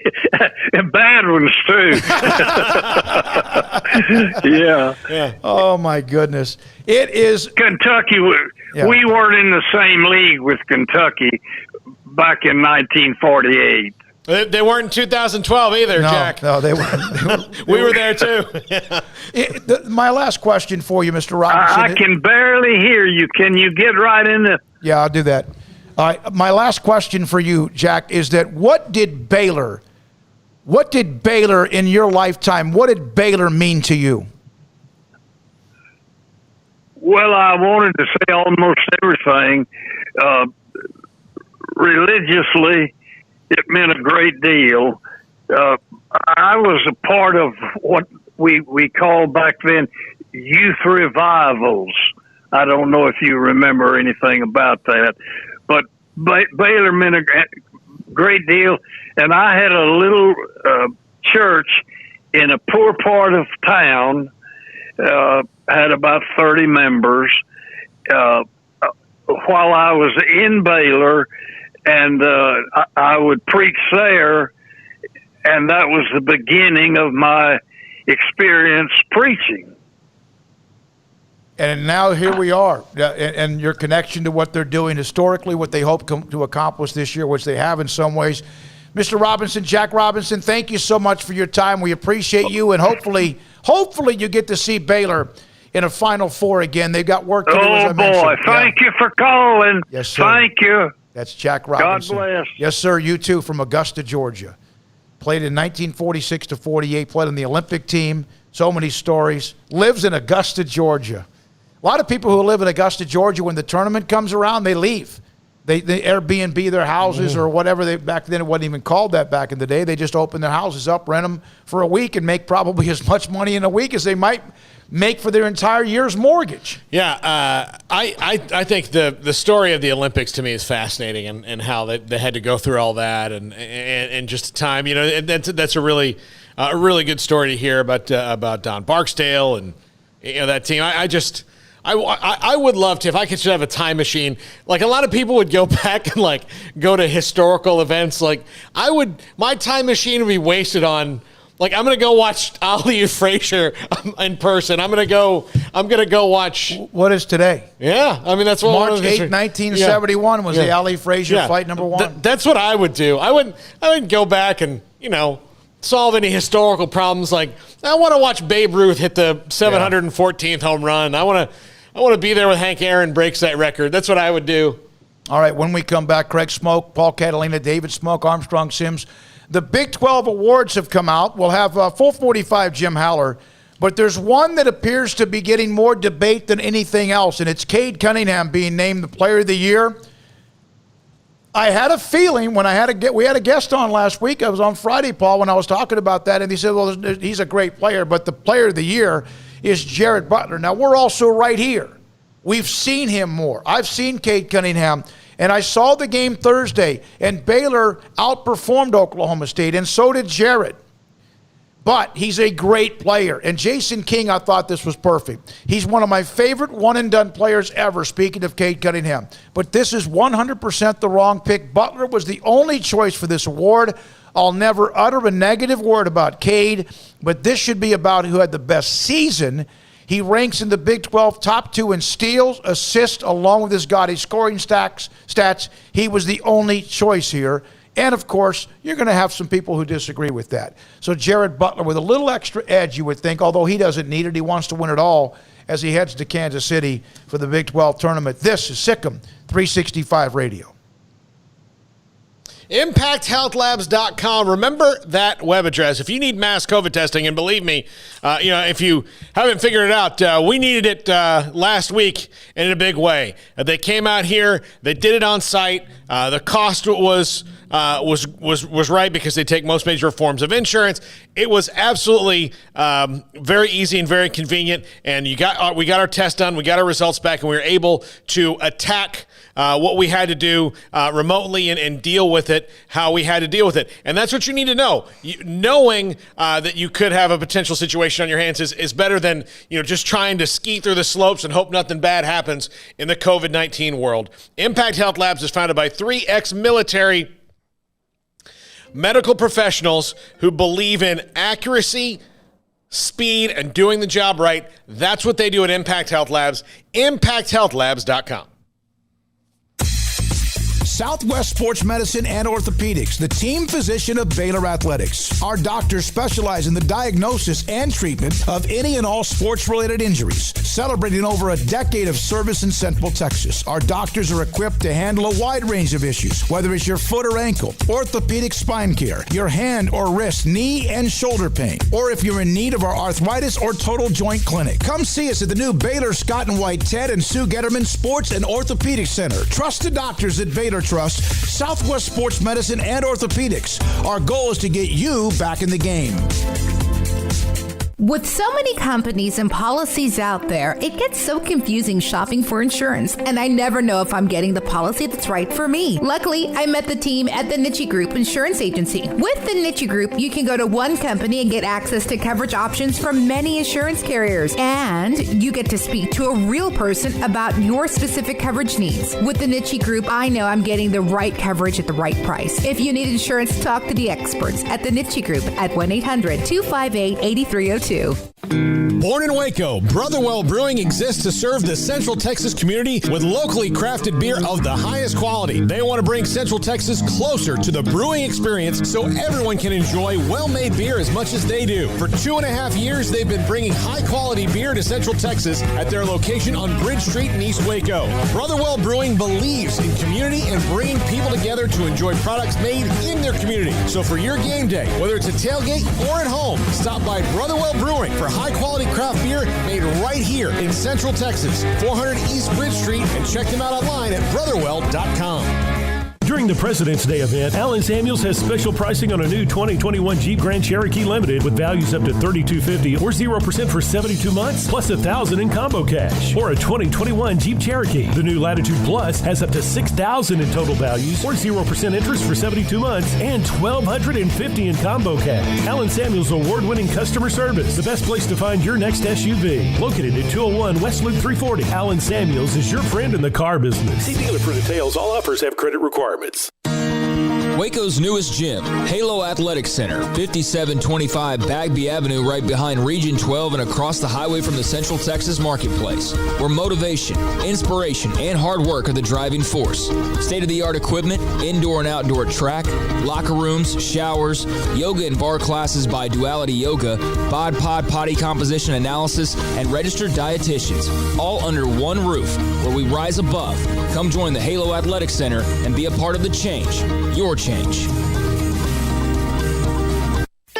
Don Humidor, your home with a 48-foot walk-in humidor with the elite cigar brands from around the world, including the #1 cigar of the year, Aging Room Cuatro Nicaragua. Plus, they have the great brands like Macanudo and Artur Fuente, Rocky Patel, Aston, and so much more. CBD, great for sore muscles, aches and pains, sleep, Vita Dreams, and anxiety, mild depression, general health and wellness. Their staff very knowledgeable on the subject. If anyone is curious about CBD, ask Carol and Ashley. Don Humidor in the Townwood Shopping Center off Valley Mills in Waco.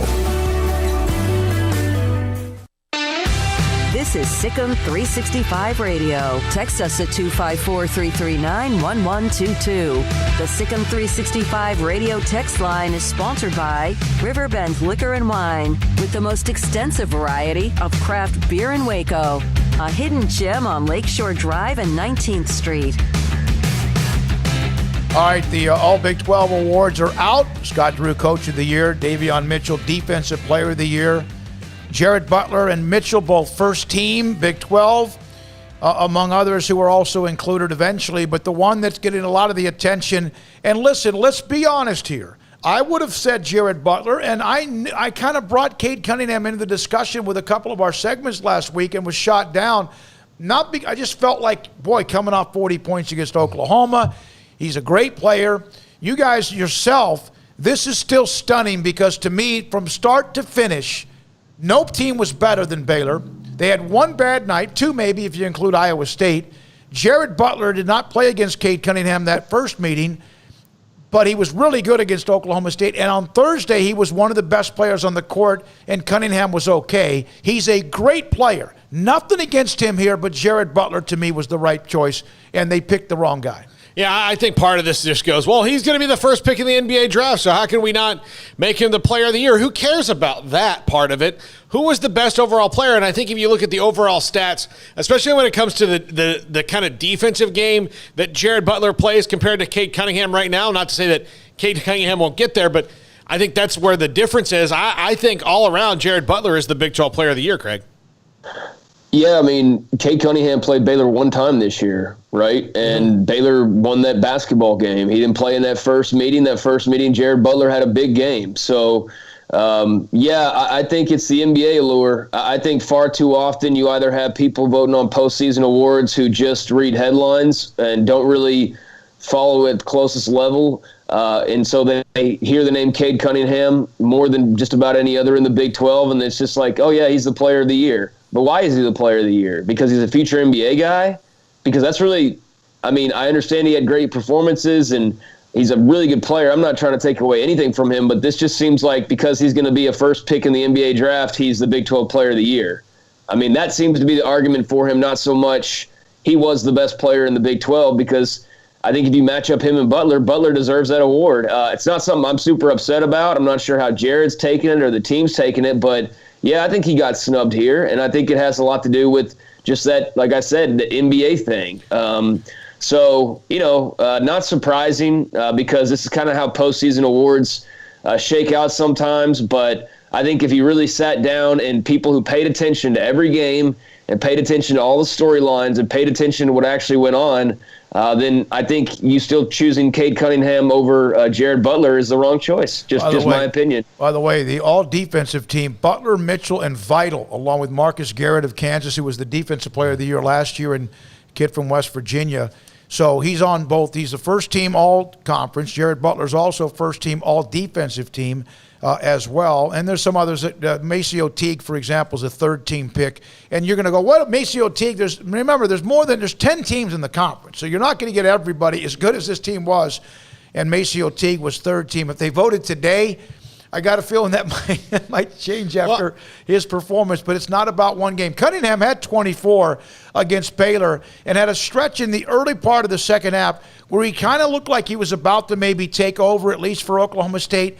But a lot of those 24 points, it just didn't seem like it was an impact because Baylor ended up winning that game by 11. Jared had 22 in the meeting up against Jared. Yeah, I was actually more surprised that Mark Vital was honorable mention. I mean, I get it. I mean, you got to do something, but, it's hard, but it's going to be hard for a guy like him to get that, as much as every coach will say, like, Vital kind of ruined our day today a little bit.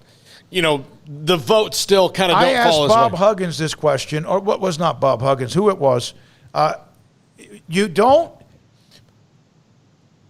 greatness of how well you played defense. Dee Richards is an example. Mm-hmm. She was the National Player of the Year, but she was not a first-team All-American. Mm-hmm. And she was not the player of the year last year. Of course, you had Lauren Cox, among others. But it's just not something that when people come to go to vote, that they put that much emphasis into that, although Davian Mitchell and Jared Butler, first team, both defense and overall. 2 years ago, Bob Huggins was like, look, I'd vote him for player of the year in the conference, and he could score less than 10 points a game.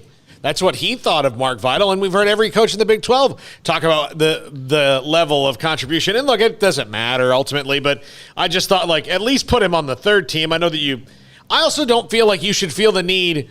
I know there's 10 teams in the conference and there's good players, but I kind of share Kim Mulkey's attitude with this. If you don't feel that a team has a player that should be on the all-conference team, why do you put him there? Everybody wins a ribbon.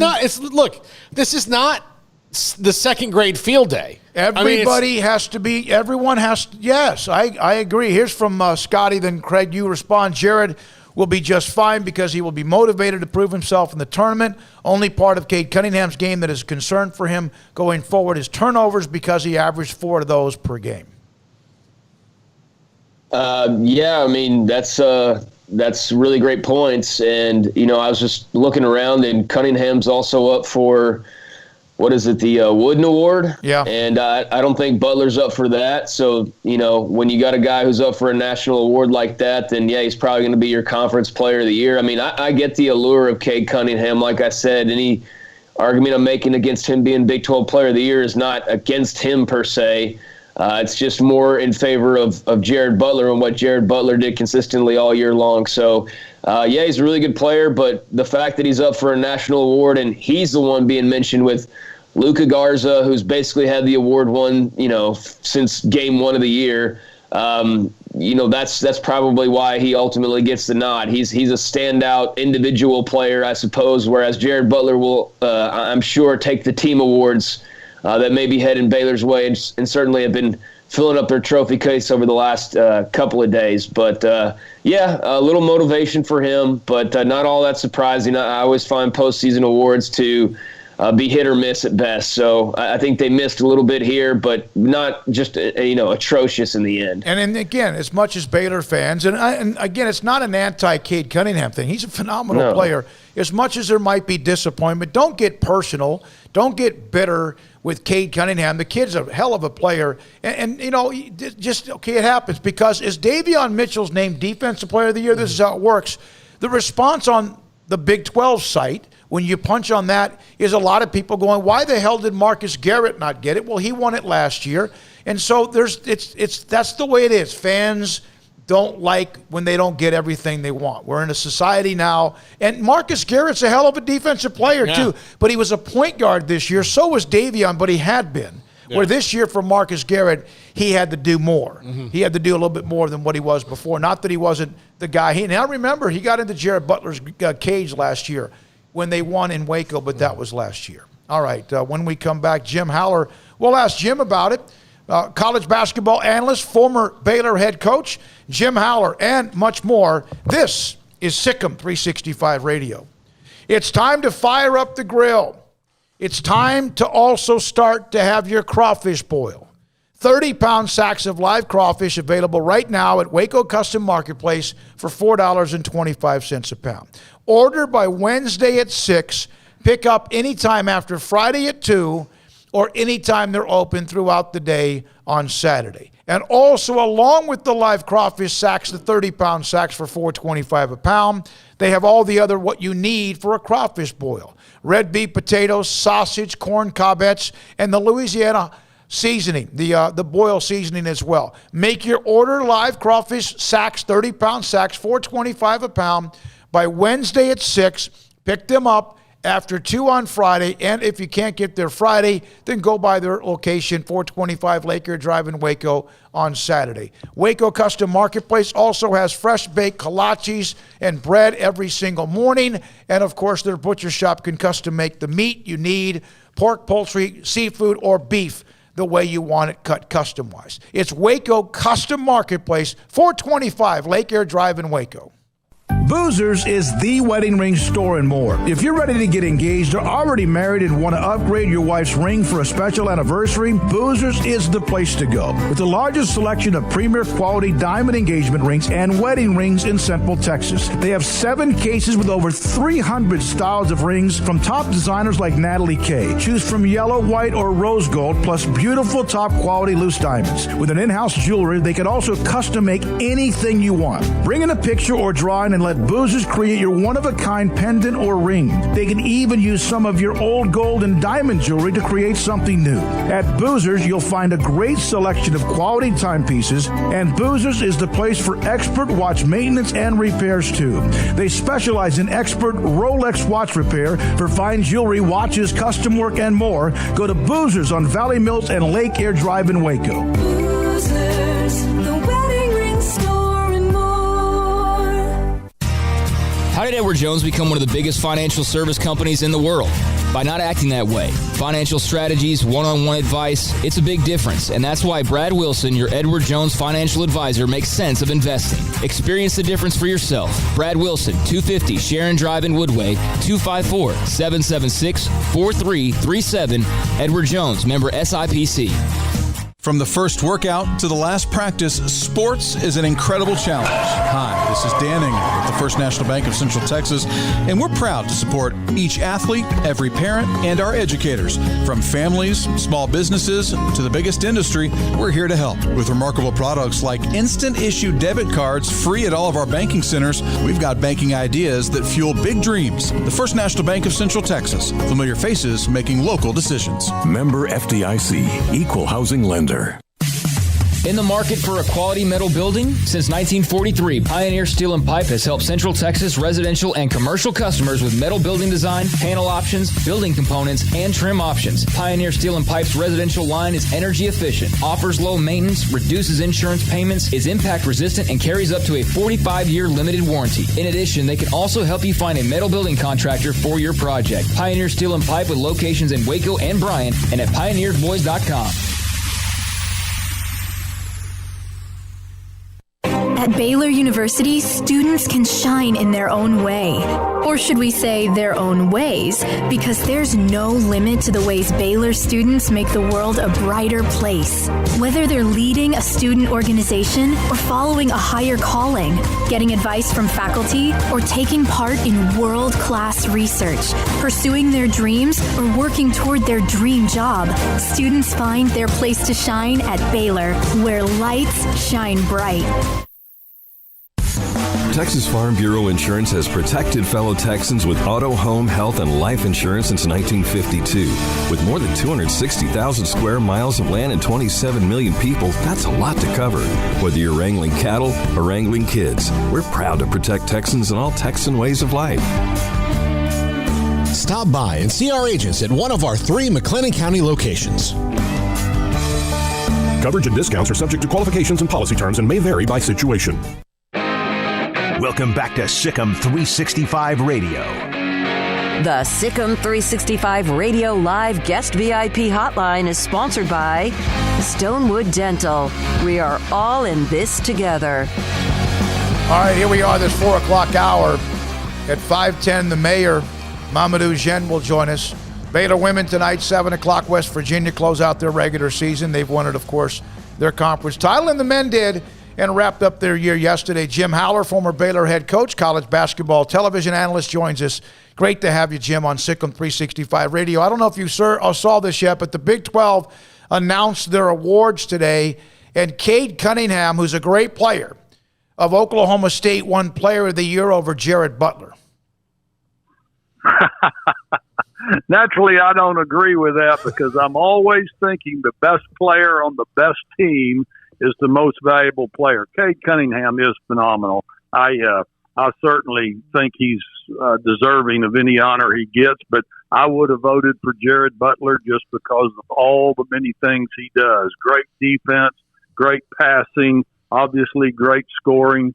Kade Cunningham is going to be a fabulous pro, but he's not a good defender right now. But I just think from start to finish, Butler was the best. But I wouldn't waste time arguing about it because they're both great players. Yep.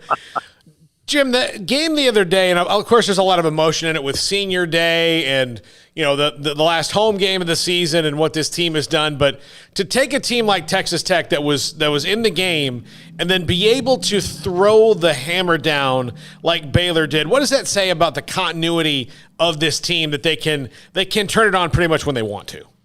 Well, first and foremost, it shows me they're back because I think that COVID deal is long ago history. But, Paul, here's the thing that most people I don't think realize. They put 88 points on the board yesterday against a great defensive team in Texas Tech. Tech's holding their opponents in the low 60s for the season. So I just think it speaks volumes of the determination and the grit and the want to and the teamwork. You can just go on and on. But I just thought that was – it doesn't make any difference if you're a Baylor fan or a Texas fan or an A&M fan. You have to respect the way these kids play basketball. Jim, the way that they were able to be pushed, the loss to Kansas, obviously, after that game, I wondered if they'd win any of the last three games. I think that was fair to at least say, my goodness, are they going to get back? Do you think that the fact that they had to play West Virginia, they had to play Oklahoma State, and they also had Texas Tech, was it almost like the Big 12 does anyway, push them to focus and get better quicker? I don't think there's any doubt about it. Those four teams that you just named, the last four games of the season, they're all top 20 national teams. That's out of 350 Division I schools. Those are four of the top 20. So to finish against that kind of schedule shows me a lot and shows they're ready for the postseason tournament. We're talking to Jim Howler, former Baylor head basketball coach and also college basketball television analyst as well. Craig, are you there? There you go. Here, Jim, what did you think of that shooting performance from Maceo Teague yesterday? I think I'm lucky. I saw Juicy Landrum last year in person, happened to be working that game on TV when she made 14. I'm sitting there yesterday watching Maceo Teague make 10 out of 12. I couldn't believe it. I just think it's phenomenal, especially as Smokey said on senior day, or Craig said, or Paul said, whoever said it. It was the perfect ending to a great season. And to think those kids, that's the first undefeated year in Baylor basketball history on their home court for the men. But what Teague did was just fantastic. How many coaches? Let me just say this. I keep pointing this out. They make 88 points against a fabulous defensive team, and he makes 35 against Texas Tech. Mm-hmm. That's not like scoring it against some Division III school like a lot of players do. How many coaches do you think tried to change his shot before they said, well, it works, let's not mess with it? Yeah, when they saw the end result, they didn't mess with it. I've never seen a hitch in a shot like that. It's almost you sit there and try to figure out how in the world does he do that. But he, you know what, I don't think any coach would be stupid enough to try to mess with that shot. Jim Howler with us on SicEm365 Radio. Scott Drew took over in 2003, and we all know what he had to do. It's been a slow, methodical climb to where they are, and of course you always had the 800-pound gorilla in Kansas in your way. What do you think it means to Baylor to win this Big 12 title, the first one in 71 years, and for Scott Drew to be able to get to that and put that on his resume? Well, it's very, very deserving, first of all. And what people, I don't think, realize from 2003 to 2010 is when he did the climb. But now from like 2010, 2011 to the current time, over the last 10 years, they have the second best winning percentage in the Big 12, only behind Kansas. So the unbelievable job he did early, in my opinion, has now been surpassed by what he's done in the last 10 years in which is always one of the top 2 or 3 leagues in the nation. That's what makes it even more phenomenal. So there's nobody that I have more respect for than Scott Drew and the way he's done it. And I'm just so happy. You need to really, you go on down the line from Jerome Tang to, I mean, all the assistant coaches that he's had that have made this possible. But Coach Tang's been there from day one, and I just think all of them just deserve any accolades they can get. Jim, West Virginia or Oklahoma State could be who Baylor faces in the second round of the Big 12 tournament. They obviously will wait TCU and K-State, and then potentially the winner of West Virginia, Oklahoma State. Just what are your thoughts on the Big 12 tournament, kind of their mentality going in? Obviously, they want to win it and leave no doubt, but just what do you think of the potential draws, potential rematches we could see? Well, I think there's going to be some great matchups. I mean, what's incredible is you have a team like Oklahoma that was in the top 5 in the nation not long ago, and they're having to play in one of the what I call the play-in games. They're the 7th seed, so that shows the strength of the league. I think anything's going to happen in a postseason tournament as competitive as this one's going to be, but I'm happy to see, if anybody's a Baylor fan, they're very happy to see all of these projections show Baylor to be a number 1 seed, regardless of if they got knocked off and surprised in the Big 12 tournament. What does it say about them, the resiliency that they got stung? Iowa State took them to the buzzer basically, and then they got kind of almost embarrassed at Kansas, no matter why. KU had a lot to do with that. What does it say, though, this senior-laden type of team, the experienced team, was able to show some guts and come back and close it out with 3 straight wins? Well, that's a good word for it, and I think determination would be another one. These guys have so much pride, and they know they're good. But here's what you got to remember. Allen Fieldhouse has always been one of the toughest places in America to play. Bill Self, in my opinion, is a terrific basketball coach. And they have terrific talent. They've got McDonald's All-Americans all up and down that lineup. Baylor has none, really. And Kansas is very, very talented. I wouldn't be surprised the way McCormick has come along now. They're 6'10", 7-foot center. They could be a real force in the big dance. And I think they've got a good chance to win the postseason tournament in the Big 12. Jim, the way that the tournament is set up, and they have as much a chance. Would you take Baylor against the field? You know, when Tiger was so dominant in golf, and I know how good the Big 12 is, and any night West Virginia took them to the buzzer as well in overtime. Would you take Baylor as dominant as they were against everybody else in the tournament? Well, I think that would be a nice luxury to be able to do that. What most people have already forgotten, as good as Illinois is playing now, beat Michigan, beat Ohio State handily Saturday. Baylor beat that team by 15 points, and they're the number 4 team in the country. So I just hope, like everybody else, that it ends up being Baylor against Gonzaga in the national championship game. But so many things can happen between now and then. You've got bad calls that can be made by the striped shirts. You've got players that can get sick. You've got the COVID issue. There's lots of things that can happen, but I don't think there's any doubt, Smokey, that Baylor is definitely one of the top 2 or 3 teams in the nation, and they've got depth. Now, I know Matt Meyer didn't play good yesterday, but that kid played phenomenal against Oklahoma State and West Virginia. I've said before, everyday John is way better than most people think he is. L.J. Cryer is a very good player to be the 9th man, one of the best freshman guards Baylor's ever had. And then you take Adam Flagler, who he's going to be great next year, and he's already pretty darn good this year. They never would have won that Iowa State game coming out of that COVID break if it wasn't for him. So the real strength of Baylor is their team depth. Does Coach Smokey calls Matt Meyer Team Prilosec because he can give you heartburn. As from a coaching standpoint, when you have to break a horse like him, because you know that they did, what goes into all that, making sure that a guy finally kind of stops being the guy he was in high school and embraces the full realm of being a basketball player? Well, you never want to do that. And I coached a player similar to him my last year at Baylor named Michael Williams that ended up being a high NBA draft pick, played in the NBA for 8 years. And he was a high school, had all the freedom in the world like Matt Meyer had. But here's the thing about Matt.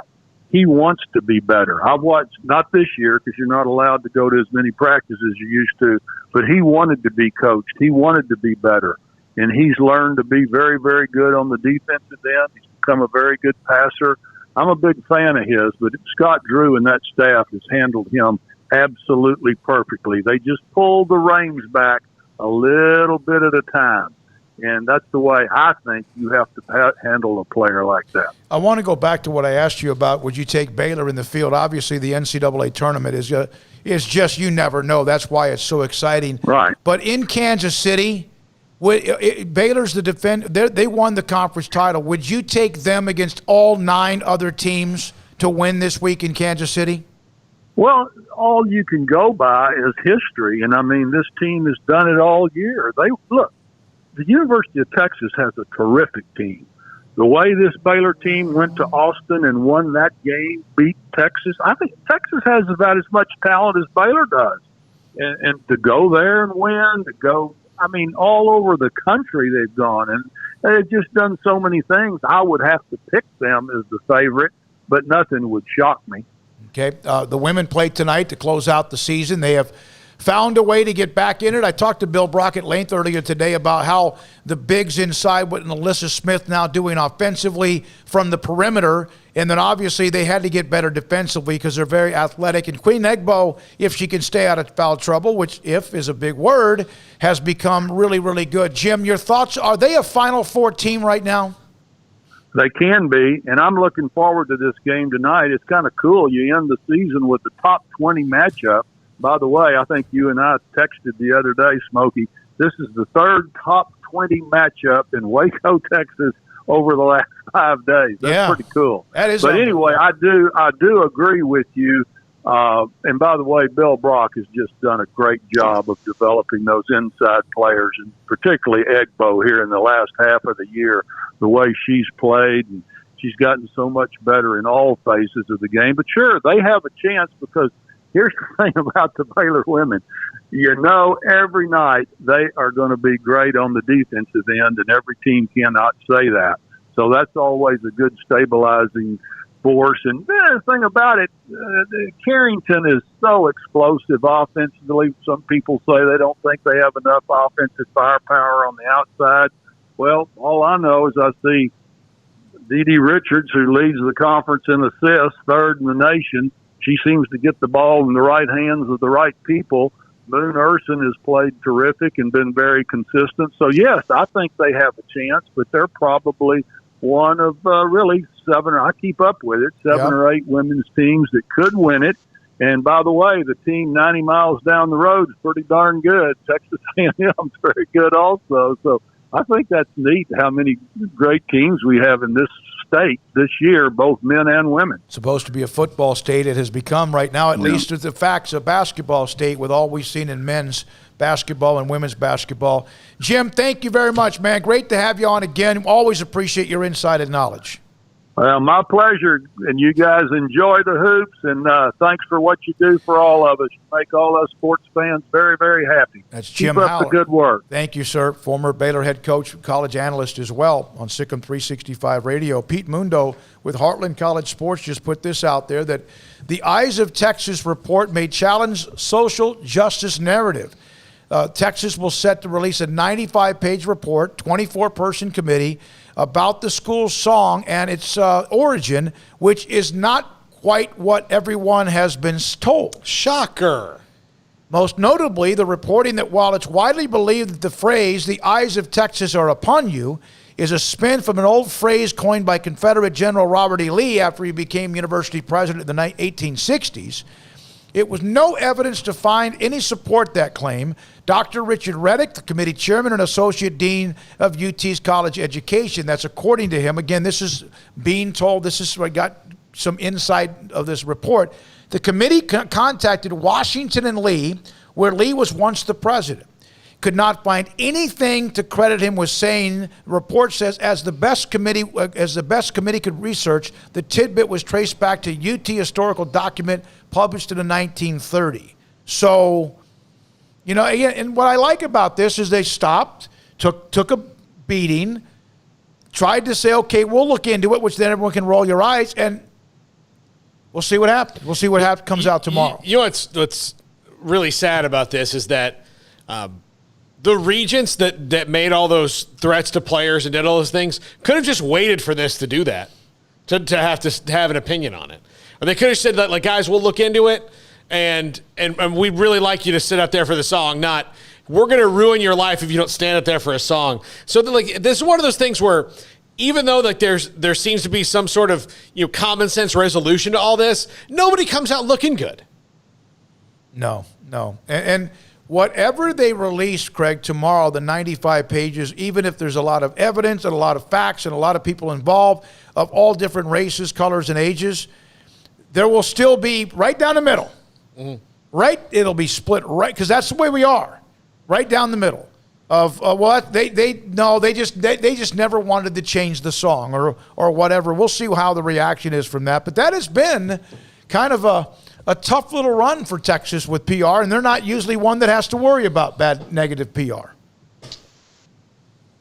No, they're not. So we'll see what this report says. I mean, I've read a little bit about it. It's not a topic that really is on my radar all that much since the big to-do to begin with. You know, just kind of like most people sitting back and just going to see what the next chapter holds, which I guess is their release of this report. And I mean, like you said, some people are going to agree with it, some people won't. I can't change anybody's opinion, so everybody's going to feel how they're going to feel about it, and I'm just going to go about my business. But yeah, it has turned into a little bit of a PR mess for them, and maybe we're at the end of this now with whatever they're going to release here in the next day or two. All right, when we come back, the 5 o'clock hour includes Mamadou Dieng, former Baylor player, also now a part of the Waco Royals professional basketball team, and we'll discuss what he sees with this Baylor men's basketball team. He gets to watch him quite a bit.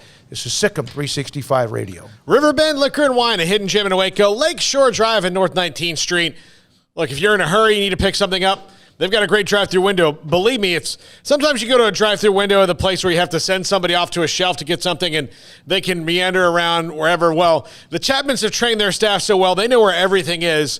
And so I need a bottle of this, I need a 6-pack of this, and I need this mixer, and then boom, it's in your hands before you can say Jackrabbit. It's unreal what they do there. Their craft beer selection, walk into that beautiful walk-in fridge right there. Holy cow. It's changed out by the season. We're starting to get into the spring, so we have some new seasonal spring beers. Really, really cool stuff that they have there. Lakeshore Drive at North 19th Street. Find out more on Facebook and Instagram. Y'all listen up.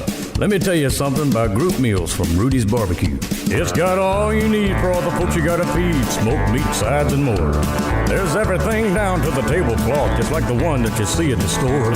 At a bridal shower, it's better than flowers. And a long distance meeting, it'll pass the hours. It'll feed all the cousins at a family function. It's better than potluck at a church luncheon.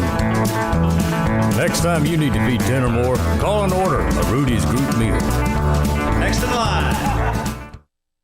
Did you know that 1 out of every 4 men have symptomatic low levels of testosterone and don't even know it? And if you think you're too young to worry about it, guess again. Low T levels can make you feel tired and grumpy, cause weight gain, and wreak havoc on your sexual desire and performance. Petty Clinic Low T can set up same-day blood screening and results, so if you're tired of being tired, I challenge you to man up and Google search Low T Waco or go online pettycliniclowt.com. It's a private clinic with an atmosphere catering to men. Affordable, only $150 a month, includes lab work, office consultation, testosterone injections, follow-up visits compared to $395 a month in Dallas or Austin, and you don't have to fight the traffic. Petty Clinic Low T as board-certified physician consultations will provide the best form of brand-strength testosterone available.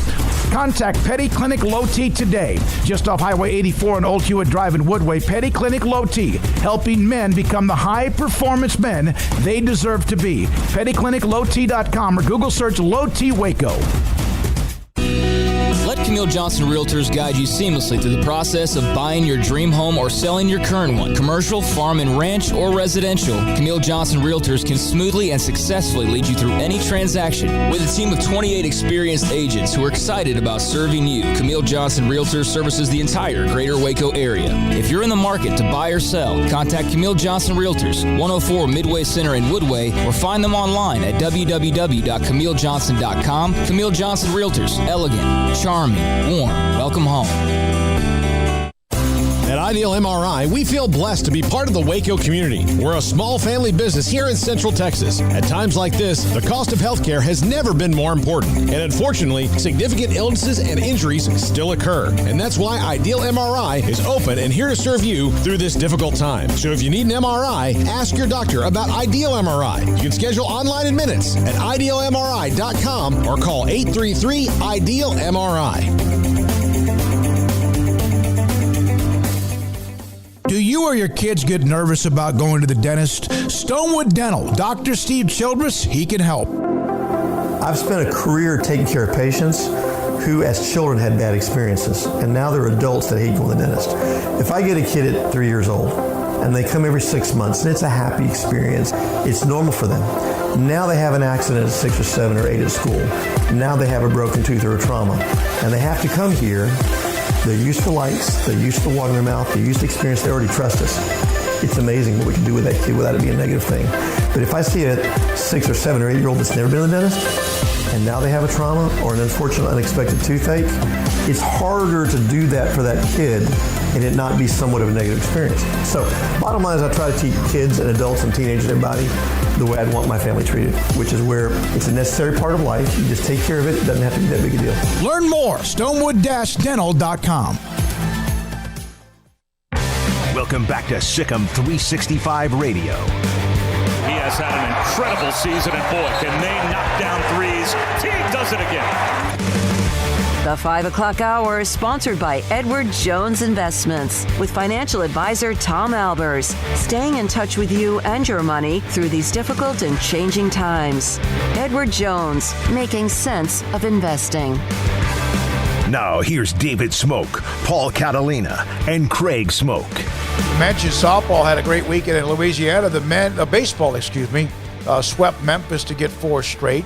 Nice weekend for Steve Rodriguez and company. Oh, my goodness. People are all over the place on this all Big 12 team. In the end, get mad, be frustrated, ask questions.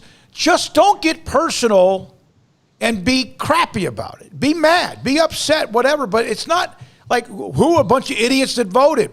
Hey, I voted for thing. I didn't vote for the Big 12. I didn't vote. This is not my vote. This is what? The coaches' poll? Is this the one the coaches vote for this one? I don't know. It might be a media. I don't know.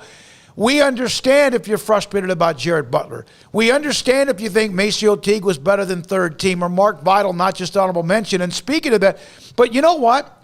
I want to tell you this. I have many times released all Central Texas high school football teams. Dozens and dozens. And Craig and Paul both know how much work is put into it. How much you have to almost in some cases beg coaches. Hey, I don't have anybody from you. And then you release the team and it's the one coach that didn't turn anything in. Hey, how come? Or fans. It's hard, but in this case, it's pretty obvious who the top 15 to 20 players are. So, Paul, you saw a Mark Vidal tweet. Yeah, Mark Vidal's tweet right after is this. I guess we can't get the animation of the GIF there, but it's a GIF of the Joker from Batman the Animated Series, voiced by the legendary Mark Hamill, just eating popcorn and staring. And I think that's about. I think that should send some shockwaves through the rest of the team. So that all right. And Mark Vidal, he is someone there's some players that don't care, that literally don't care. I mean, you could say they'll never say anything about it. But Mark Vital, part of the reason he's so good is because he does. He uses that emotions on his sleeve, and that's what motivates him. So there's the tweet from Mark Vital after he saw the Big 12 awards. All right. And that's not just about him either. That's about Jared. That's about everything. There it is. There it is. Craig, what do you think? I love Mark Vital's emotions. I love his openness. He's transparent about how he feels. Craig, your thoughts about, I know you said you didn't care much about that stuff, but I know the players do. We know that. But your thoughts about Vital's tweet? No, what I don't care about is just some random fan telling me dumb stuff about Baylor basketball because he's an unhinged Tech fan who's biased. Like, I don't care what that guy has to say about really anything. That's the kind of stuff I'm talking about on social media that I could care less for. But Mark Vital with that GIF, I mean, I think he says 1,000 words with one picture. Yep. And obviously they've got a bit of a chip on their shoulder. You wonder how players are affected by awards and things like that. So they feel a little bit of disrespect or whatever you want to call it. And, yeah, they've got more fuel as if they needed it. So we'll see what they do with it. Here's the thing as well. You had the Coach of the Year. You had the Defensive Player of the Year. You had two players, Butler and Davion Mitchell, first team. There are 10 teams in the conference. Some of those teams perhaps didn't deserve anybody. But you still were well represented. Now, should there have been maybe one or two more things? Would Vital have been better on the third team? Would that have made him happy? Maceo Teague, second team. Would that make you happy? You're not going to get all 5 first-team guys. And yes, I think the Jared Butler Player of the Year is kind of like icing on the cake if you're frustrated, but you had a lot of representation. Do you know how many times I thought Scott Drew could have been up for Coach of the Year and didn't sniff? Probably 3 or 4 times. And there were coaches that were never going to vote for him, and some of those guys are now coaching elsewhere or out of coaching. And today he's honored by being named the Coach of the Year. From Robbie Triano, who is a part of Sirius XM Radio, a lot of fuel for the tournament. Baylor basketball, Jared Butler, Rob. Kade is great, but nobody was as consistently great as Jared this year. Mark Vital not on one of the 3 all Big 12 teams, so that's one of the responses. Chris Clark sent me a text, by the way. Craig, Paul, see if the lines are open. Are they available? No, I hung them up an hour ago, but I can yeah, open them up. Chris just tried to call. Go ahead and, Chris, you go ahead and call us back. 254-339-1122. 254-339-1122. We had a nice run of a lot of guests because Chris wanted to voice his opinion. So call us in right now. We'll have Mamadou Zhen going to join us here in the next segment. Also, let's see. Here's another response from, let's see here. I just lost who I had hooked up in there for a couple other responses on this. But it's great fodder. It's also not everybody can win every single award as dominant as Baylor was. Do I think Jared Butler got screwed here? Yeah, I do. But if you're going to have one player in the conference that might have unseated him or might have taken that from him, I could see it being Kade Cunningham. But I'm not saying they got it right. They got it wrong. Jared Butler, if you make first team and you make first team overall and defense, to me, that's the argument. Not the points per game, not the rebounds, not the assists. That Jared Butler was the guy from start to finish that was the best player, not just on the best team. He was the best player, not just on the best team. All right? Here we go. All right. I'm guessing. It's probably Chris. Okay. Probably Chris. Hold on. Now he's on. Probably Chris. You're on the Impact Health Labs caller line. Hey, guys.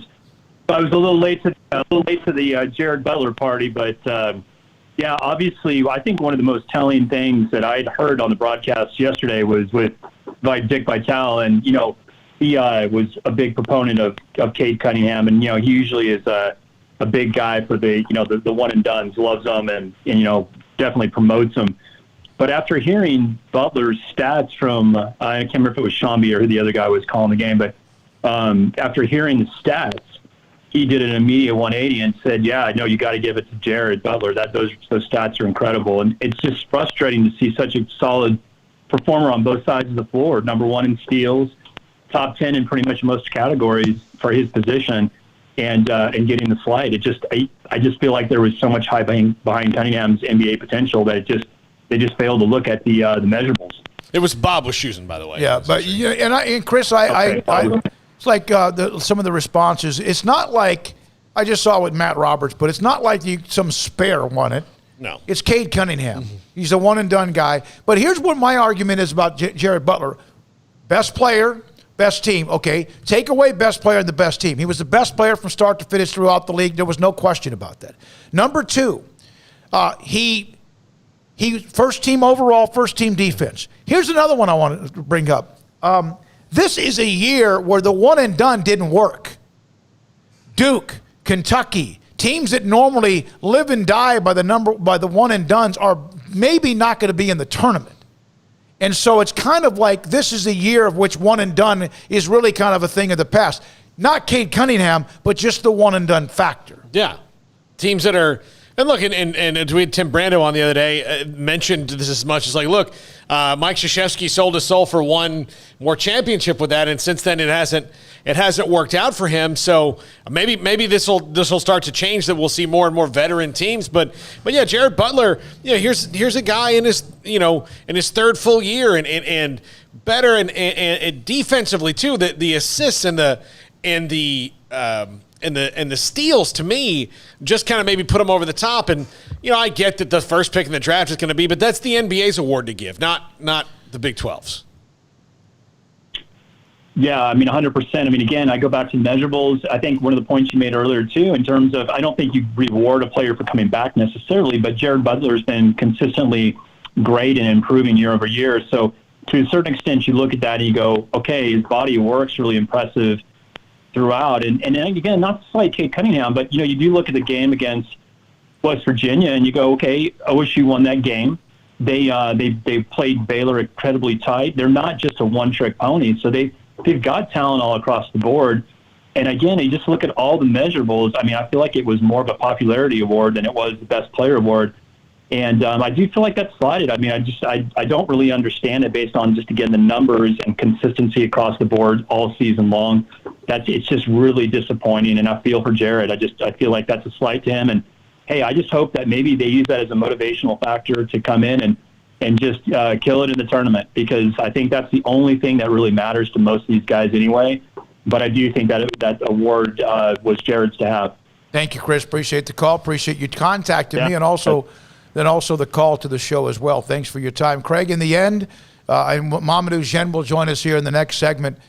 In the end, you know what? It's over now. Just I don't think awards should have to refocus you. I think they were already focused on what they needed to do in Kansas City and the tournament as well. But there's no doubt in my mind that Jared Butler was the best player, not just for the year, from start to finish. He had one bad game, Kansas, right? Mm-hmm. Yeah. One game. Is there like one bad game? Yeah. That's what I thought. Craig? Craig, you must be muted or your mic must be off or something. All right. When we come back, Mamadou Jen, his thoughts about Baylor. He was a part of some of those early years with Scott Drew. His thoughts about Baylor in the Big 12 championship and also entering Kansas City. And this is SicEm365 Radio. PettyClinicalOT.com, where Dr. Kent Petty can help you become the high-performance man that you want to be. How does he do that? You got to get blood work. So contact him, PettyClinicalOT.com. You could even drop by their location on Old Hewitt Road. Tell them that maybe you just heard this. I don't know, me talking about it. Here is what he finds out. Is your testosterone level too low? How do you know that? You get your blood work. So he'll get blood lab work, or he gets you an appointment to go get your blood work. He'll get the lab results, look at your blood levels, your testosterone levels, and if your testosterone levels are too low, and there's kind of a scale in like that 700-800 range. I'm not going to give numbers because I'm not a doctor, but he'll know. You might be just a few notches below it. You still can do the program and get your testosterone levels up, or you could be well below where you need to be. He also checks your PSA levels and cholesterol, among some other things that he needs to know and you need to know.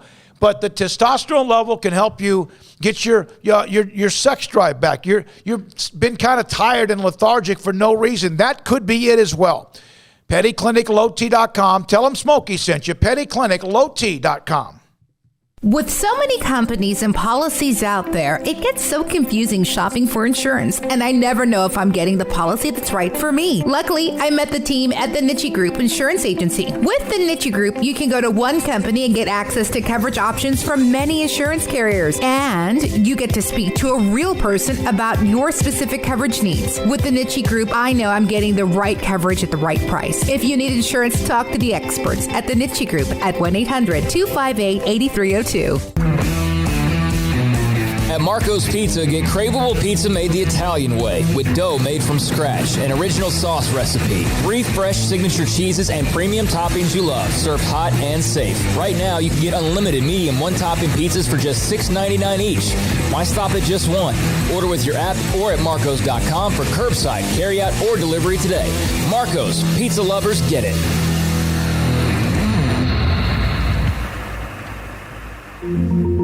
Learning to navigate life in the COVID-19 world has been a struggle, and where and how to get tested has been one of the biggest challenges. Impact Health Labs has your answer. If you need mass testing for your office, church, dormitory, or school, Impact Health Labs is who to call. They will come to you, conduct the testing at your location, and have the test back within 24 hours. Most major insurance accepted, meaning your out-of-pocket cost is low. So no more waiting by the phone for days to find out the results.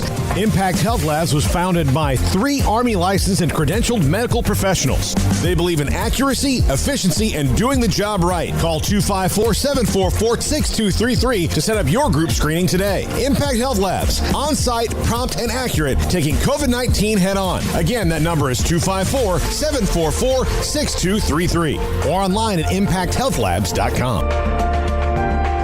Are you ready to say big on a new 2020 Chrysler 300 Touring? A car with superior craftsmanship and quality. During the President's Day event at Allen Samuels, say big and drive a new 2020 Chrysler 300 Touring with special values of $7,250 or 0% for 72 months and $2,000 in combo cash right now. Visit the customer award-winning Allen Samuels located at 201 West Loop 340 in Waco to see the incredible 2020 Chrysler 300 Touring. It's the best President's Day event going on now at Allen Samuels, your friend in the car business. See dealer for details. All offers have credit requirements.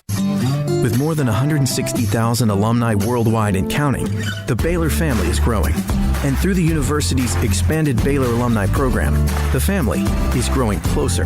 With hundreds of local volunteers planning events in cities and towns around the country, you can gather with fellow Bears no matter where you are. So, get connected, get something started, get involved, and make plans to get together with Baylor alumni. Visit us at baylor.edu/alumni.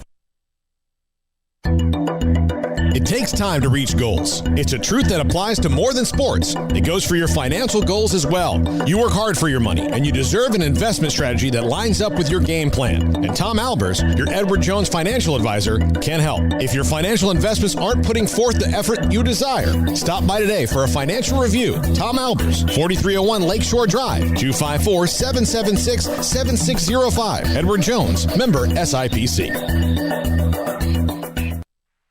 Welcome back to SicEm365 Radio. Are you a SicEm365 super fan? Then try out our premium subscriptions at SicEm365.com. I saw this note, a college football note, with Urban Meyer headed to the NFL. Bob Stoops, former Oklahoma coach, now taking his spot at Fox. Kind of similar type personalities in a way. Yeah. You know? Lady Bears again tonight at 7. We have heard from a lot of different people. Mark Vidal, Maceo Teague, Scott Drew, Glenn Moore, Jack Robinson, former Baylor great, Jim Howler, and now Mamadou Jedin, former Baylor basketball player, and also the mayor, who also is involved in so many things in his life. He joins us on SicEm365 Radio. Hey, man, what do you think? What do you see when you watch this specific Baylor team play as a former player? Man, it's just, I mean, we came a long way. That's the first thing I want to say. We came a long way, you know. If I remember my freshman year, you know, when we first got here, I remember, like, when I redshirted, we won one game in the Big 12. You know, we beat Colorado at home, I think. And then, you know, after that, we started, you know, moving the program to the right direction, I believe. So you know, when I watch this team play, oh my God! I mean, it's no doubt the best team, you know, Coach Drew ever had. I think the team that would come close to me would be like, you know, the 2010 team with Efe Udo and Quincy and, you know, Lace, Tweedy, Anthony Jones, those guys. You know, that was a great team. But this team definitely is, you know, by far the best team Coach Drew ever have here. Did it just going to take some time for, you know, a program like Baylor that came through it's going to build, but what is it for you as a former player to finally see Scott Drew have a team that's so in lockstep with him, and he doesn't have to, he can just kind of welcome guys in now? That I know recruiting is hard, but it seems like every player seems to work out for them now. Yeah, absolutely. I mean, I'm telling you, when we first got here, oh my God, like getting players, you know, was very tough. You know, you would talk like, I have some friends around the country here, you know, from overseas as well, but not many players really wanted to come here. I feel like right now, you know, we can get anybody. And, you know, the thing is, like, every time we go head to head, you know, with the big schools, you know, like, you know, they were big schools, I guess, you know, we always lose like the big time players, I guess, back in the day. You know, but right now, I feel like Coach Drew can work in any games, you know, get any player he wants. And I'm really, really happy, you know. I told a friend of mine, I'm happy for the coaches, I'm happy for the players, but I'm, you know, more happy than for Coach Drew than anybody else, definitely. Mamadou, the way they play as a team, that's not easy in this day and age where everybody wants the attention. It's a me world. What are your thoughts about how this team truly, legitimately feels and seems and as you watch them as if they're as close as you could possibly be? You know, that's crazy. Like, just yesterday, during the Texas Tech game, when Mark Vital, you know, saved that ball and MaCio hit the three, you know, and they called Texas Tech called the timeout. You know, everybody was running at him, you know, saying, Mark Vital, good job, and MaCio, you know. And I was sitting with a friend of mine, Will Fitz, and I was telling him, this is what's special about this team. You know, like they are happy for somebody who's playing well. Like, if you're doing well, if you're playing well, you know, you're making shots, you know, all of them are happy for you. It's not like this guy scores 30, and now I got to get, you know, somebody else says I got to get 15 or 20. You know, whoever is hot, they're going to find him, they're going to give him the ball. You know, the chemistry for this team, and they like each other. The way they play, you know, I don't know many of them personally, but the way they play, if you see their body language, you know, you can say these guys, they like each other. And the chemistry, I think, is you know, beside the talent and all that, I think that's where they excel. That's where they, you know, they really, really excel. They like the fact that they like each other and, you know, play for one another. Mamadou, the styles have always changed. Like you watch this team, and they don't play anything like the way that you guys did, even at your best. I mean, even just stylistically, defense-wise. Are you kind of amazed at how Scott Drew has changed the way that he's coached all the different teams, and he hasn't just said, okay, we're a zone team, we're this team throughout the time? I don't think I've seen this team play zone yet. I don't think I have. If they have, I haven't seen it this year, you know, because just how well they play one-on-one defense. They keep guys in front of them, you know, and I think that's one thing we struggled with in the past, especially, you know, our first few years, you know, and also we were just not there yet. We were playing against, like, NBA players, you know, some guys that made it to the league, and, you know, it was just tough, and we were young. So, but this team, I mean, it's crazy. Like, it's just fun to watch them play defense. It's really, really, really fun. You know, watch them just lock up, and it's like they can switch from 1 to 5. This is really, really special. You know, that is very, very special. You know, watching the West Virginia game when that guy was going off and they put Mark Vital on him, you know, I think that's special. That's very, very special. You were obviously a guy that played inside, had great height. This is a team that has Jonathan Shamwachachua that gives them some athleticism and spring inside. Mark Vital plays bigger than his height. And then on occasion, Flo Thamba, who starts for them. Is that a concern at all for you on the lack of height inside if they were to meet somebody who had some dude inside, like a big, strong, not many of them left, but a guy like that? Well, I mean, if you ask me, like, before the season, I might say yes. But, you know, the way they've been playing, I feel like, you know, they can handle pretty much anybody. I feel like they can handle anybody in the nation. And also, if it is a mismatch on defense, it's going to be a mismatch on offense too. If you put a big guy on one of our smaller guys, it's going to be also a mismatch for us. But I really don't. I mean, we might, because I don't think we played yet anybody that's like big, strong, physical inside. And the thing is, not many teams in the Big 12. Not many teams in the Big 12 have that. They don't really have that. So, when we get there, I really think Coach Drew will find a way to get it to handle it. I believe, man. You mentioned when you first arrived at Baylor, and now you see where they are, and you're part of the building blocks. Matt Saman, we had him on, it's been about a month ago when they won in Texas, and Coach Drew texted him, and he's texted former players. What does that mean for you guys that were a part of the building blocks of what is now Baylor basketball? I mean, it's amazing. Like, it's like, it's just like Coach Drew is extremely special human being. Like, he would text you after, because what I do, personally, I don't like to text the coaches during the season because I know how much, how busy they are, how much time they put in, but he would text you sometimes after, they win a big game somewhere, or, after the Big 12 championship, he texts me, So that is very, very special. I think he doesn't have to do it all. It makes you feel special. And watching the team, oh, my God, I can't even put it in words, man, what I feel. I remember in 2000, I think that was 2010 or 11 when they played in Houston against Duke. Mm-hmm. Right before the game, just looking at the fans, looking at in the stands, so many, the green and gold all over the place. I was very emotional. I remember telling Coach Mills after the game, I wasn't on that team, but it just got me emotional. And from there to now, right now, it's a whole different level. I'm so proud of those guys, man. You have no idea.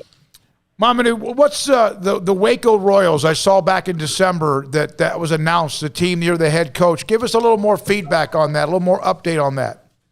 Yes, Waco Royals, it's a pro team we brought in Waco, and Brandon Little, who's a local guy, went to Live Oak and Vanguard, and he's the owner of the team, and his brother Akeem.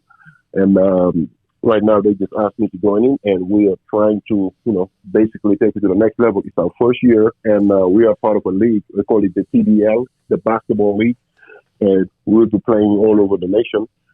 And we actually starting our first game is going to be April 9th in Dallas. So we're going to be playing twice a week, and we're going to be playing also in Waco for the home games. And we are, this is the opportunity for me to ask for the Waco community. We need your support. We need you behind us, and I feel like that's something, Waco needs right now. And we're just asking for everybody to, help us out. Where will you play? Well, we're still working on it, but right now it might be NCC.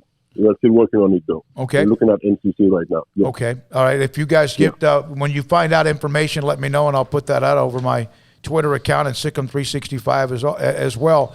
You're a guy that it's been a while since you played, but anytime you walk into any building or you're at a game or anywhere when we mention your name, everyone, of course, they refer to you as the mayor, but they refer to you, they love you. I mean, Baylor fans love you. What does that mean to you that you have that kind of legacy as a former player?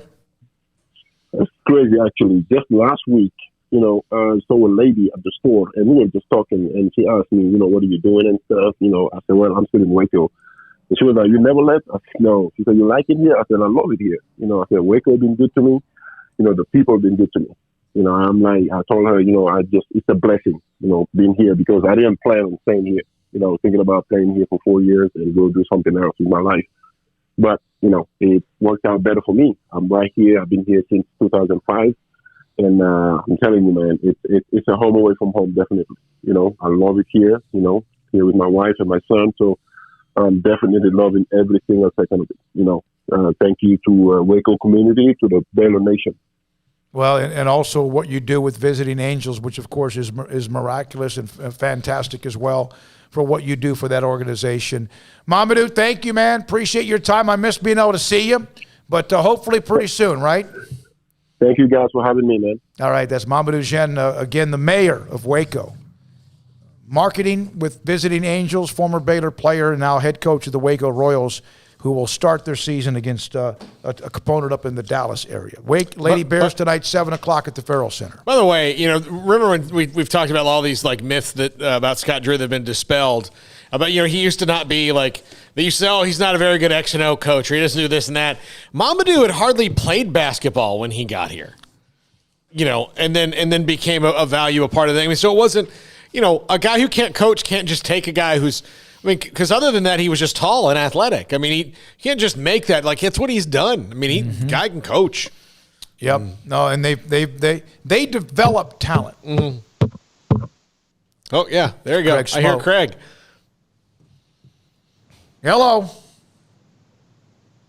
Yeah, I'm here. You got a question? Am I on? Yeah, yes, you are back now. Sorry about that. Yeah. We've lost you, and I'm not sure why, but we apologize for that. All right. All right. Let's take a break. SicEm365 Radio.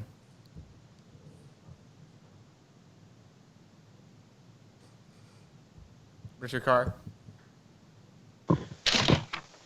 Richard Carr, 2021 is finally here. Make it great by starting big at the New Year, New Ride savings event at Richard Carr. It's stimulus and refund check time. And if the government gave you some of your money back, we'll take it and multiply it with savings at Richard Carr. Find big savings like a 2018 GMC Sierra or a 2019 Buick Encore for $16,800. Or get an almost new 2020 Honda Civic for $21,900. Payments on late model cars and trucks for under $200 a month for qualified buyers. They have hundreds of used cars and trucks priced to move during the New Year, New Ride savings event. And get 0% for 72 months on a new 2021 Buick Encore with payments of $318 a month and no money down, or get a money-saving lease on the stylish, intelligent, and nimble 2021 Buick Encore GX Preferred with on-the-go Alexa technology for only $293 a month. And for qualified buyers, of course, see dealer for details. During the New Year, New Ride savings event, maybe your credit's as bad as 2020. Well, it's a new year, and in 2021, 100% credit approval is the goal. So bring your tax refund or your stimulus check to Richard Carr, and they will stimulate your stimulus with even bigger savings that will pay off for years. Go to Richard Carr Motors today for details and a test drive, or log on to richardcarr.com and have them bring the test drive to you. Make 2021 the best year ever, starting with a new car or truck during the New Year, New Ride savings event at Richard Carr.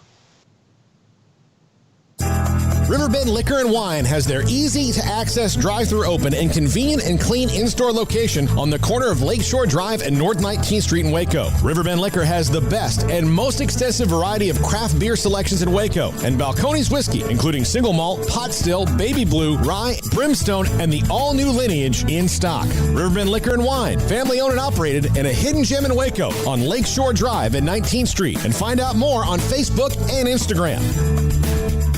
From the first workout to the last practice, sports is an incredible and rewarding challenge. Hi, this is Dan Ingham with the First National Bank of Central Texas, and we're proud to support each athlete, every parent, and our educators. From families, small businesses, to the biggest industry, we're here to help. With remarkable products like our free First mobile app, we've got banking ideas that fuel big dreams. That's the First National Bank of Central Texas. Familiar faces making local decisions. Member FDIC, Equal Housing Lender.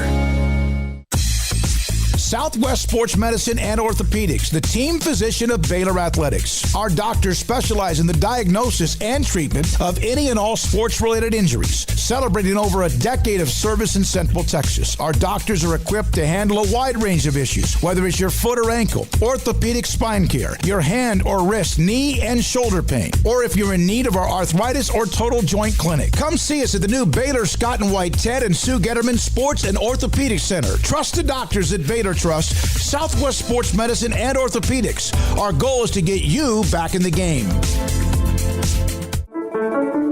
One size fits all. That may be all right for an adjustable belt or cheap sunglasses, but when it comes to your financial needs, no one wants a one-size-fits-all strategy. Cam Heathcott, your Edward Jones financial advisor, knows that his most important goals are yours. That's why he takes the time to understand your needs, knowing you. That's how Edward Jones makes sense of investing. Cam Heathcott, covering Conroe and Houston, 936-756-7717 or cam.heathcott@edwardjones.com. Edward Jones, member SIPC. Boozers is the wedding ring store and more. If you're ready to get engaged or already married and want to upgrade your wife's ring for a special anniversary, Boozers is the place to go. With the largest selection of premier quality diamond engagement rings and wedding rings in Central Texas. They have 7 cases with over 300 styles of rings from top designers like Natalie Kay. Choose from yellow, white, or rose gold, plus beautiful top quality loose diamonds. With an in-house jewelry, they can also custom make anything you want. Bring in a picture or drawing and let Boozers create your one-of-a-kind pendant or ring. They can even use some of your old gold and diamond jewelry to create something new. At Boozers, you'll find a great selection of quality timepieces, and Boozers is the place for expert watch maintenance and repairs too. They specialize in expert Rolex watch repair for fine jewelry, watches, custom work, and more. Go to Boozers on Valley Mills and Lake Air Drive in Waco. Boozers, the wedding ring store and more. Welcome back to SicEm365 Radio. The Sic'em365 Radio app is sponsored by Alan Samuels Dodge Chrysler Jeep Ram Fiat in Waco. Your friend in the car business at Loop 340 and east of 84. Come by. Let's be friends. Well, what otherwise has been a really positive day on Monday with Baylor closing out their season yesterday, dominating Texas Tech. The Jared Butler thing has been interesting. Of course, even Maceo Teague and news with Mark Vital, honorable mention. Hey, be fired up, enjoy it, but not everybody can be everything. And the Jared, okay, let me ask you this. You want to get into it? Let's do this. Which of the three is the most frustrating? Maceo Teague, third team, Mark Vital, honorable mention, Jared Butler, not player of the year. I think because there's an explanation for Jared Butler not being player of the year with Kade Cunningham. It's not like that should be all that shocking to us because it's been debated for weeks on end of who's the Big 12 player of the year, and the guy who's the first pick in the NBA draft is the player of the year. Okay, we can debate the merits of it all day long, but to me, Mark Vital being on the fourth team, now I'm not saying he needed to be like all the, the whole first team need to be green and gold, or being on honorable mention. I just think that, he's better than, some of the guys on the third team at least.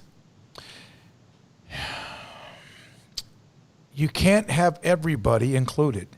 That is not to say I don't agree, but it is not something that everybody, as dominant as his team, and they were a once-in-a-lifetime type of team for Baylor, not everybody can be included. And unfortunately, that means, okay, aren't we, Craig, I think most of our philosophies is not everybody can't win a ribbon. Not everybody earned a ribbon. I'm not saying Mark Vital shouldn't have been third team or second team or Maceo Teague, but we're not everyone wins a ribbon mentality, and yet aren't we fighting for that right now, that everyone should have won a ribbon?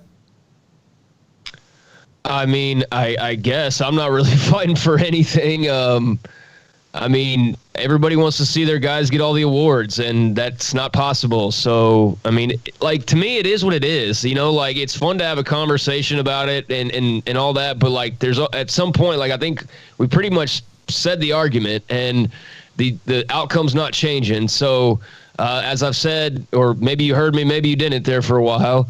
Maybe it provides motivation for them, and if it does, great. But, the awards are the awards, and every year some team has some complaint about them.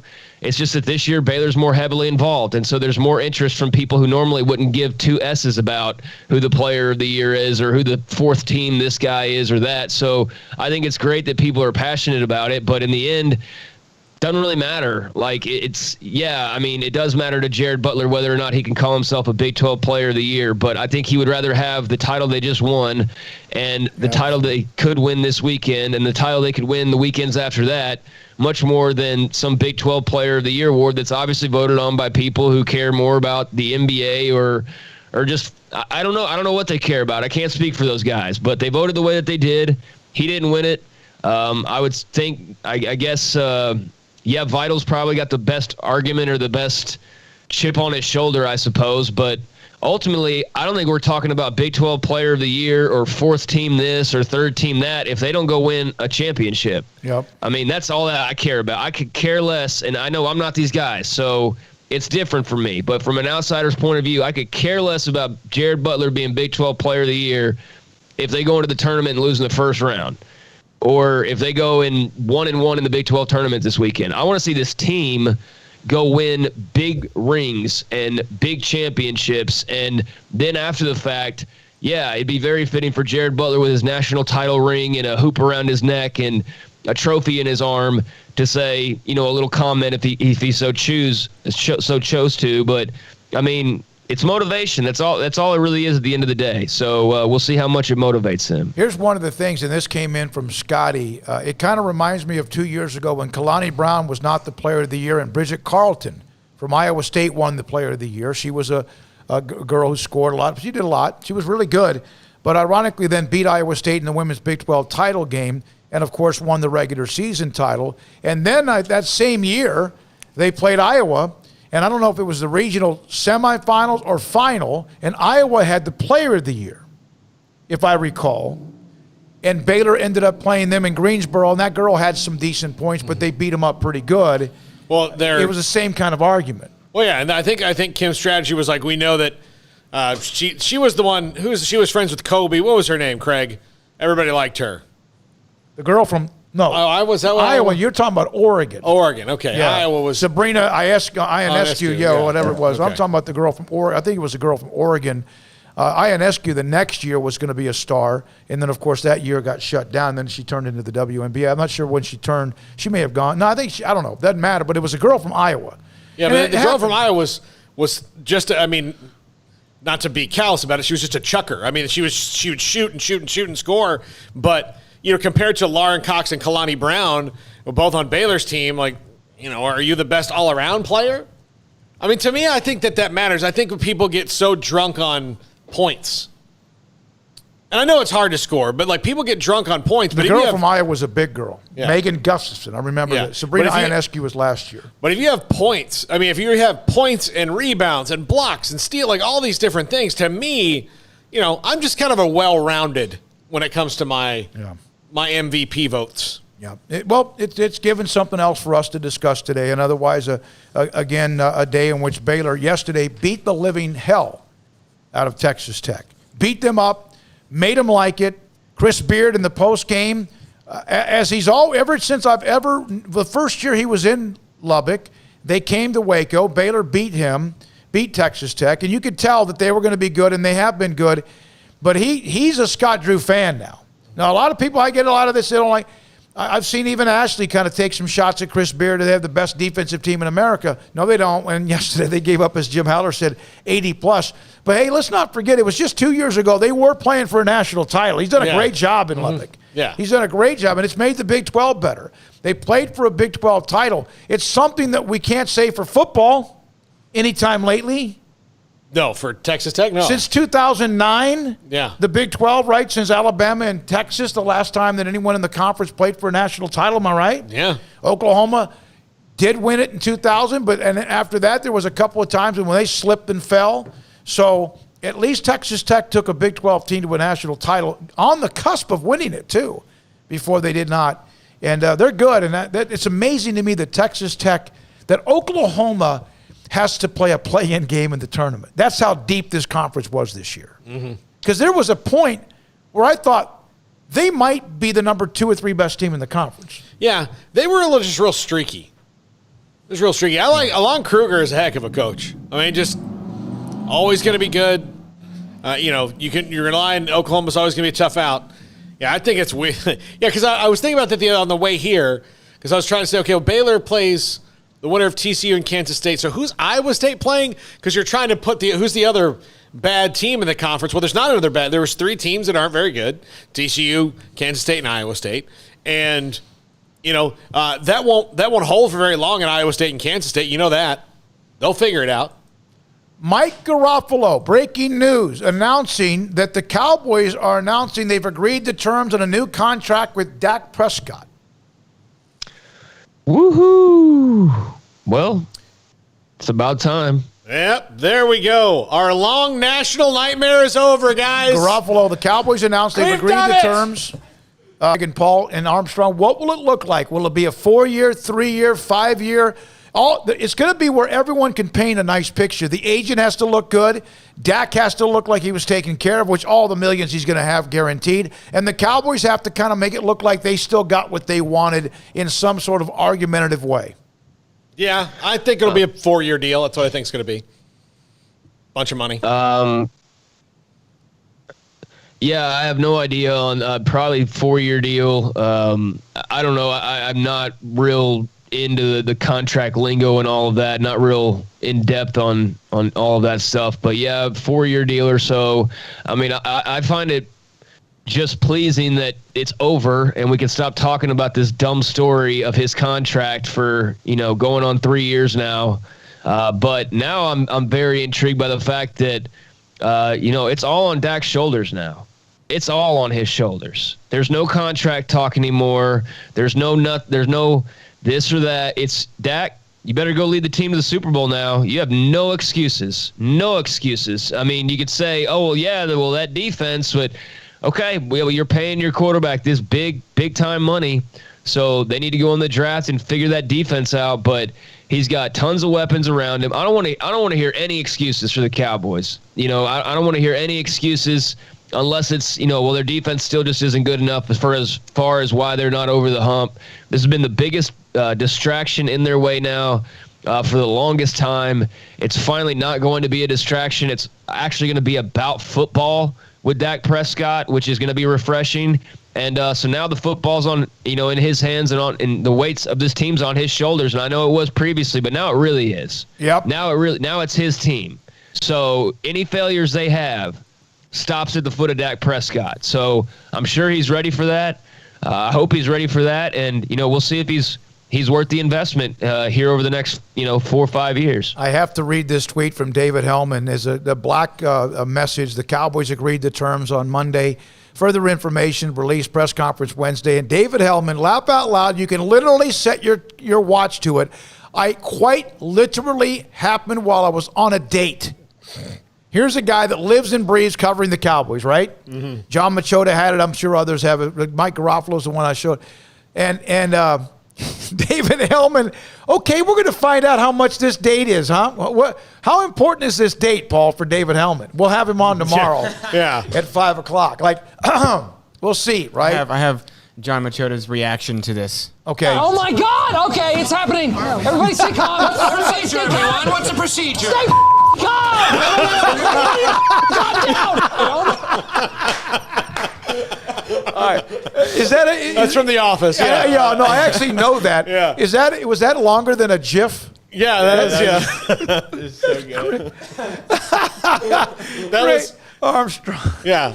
That actually scene right there is one of the funniest in television history. Yeah. It just you need to do a top 5 greatest GIFs. Oh, yeah, I'll do that. It may depend on the mood. Like the one where maybe you need to disappear is when what's his name backs into a bush, the hedge. The one I really like is that the one that's about like the super woke lady, like the lady with the glasses where she's like freaking out at one of those marches. I like that one.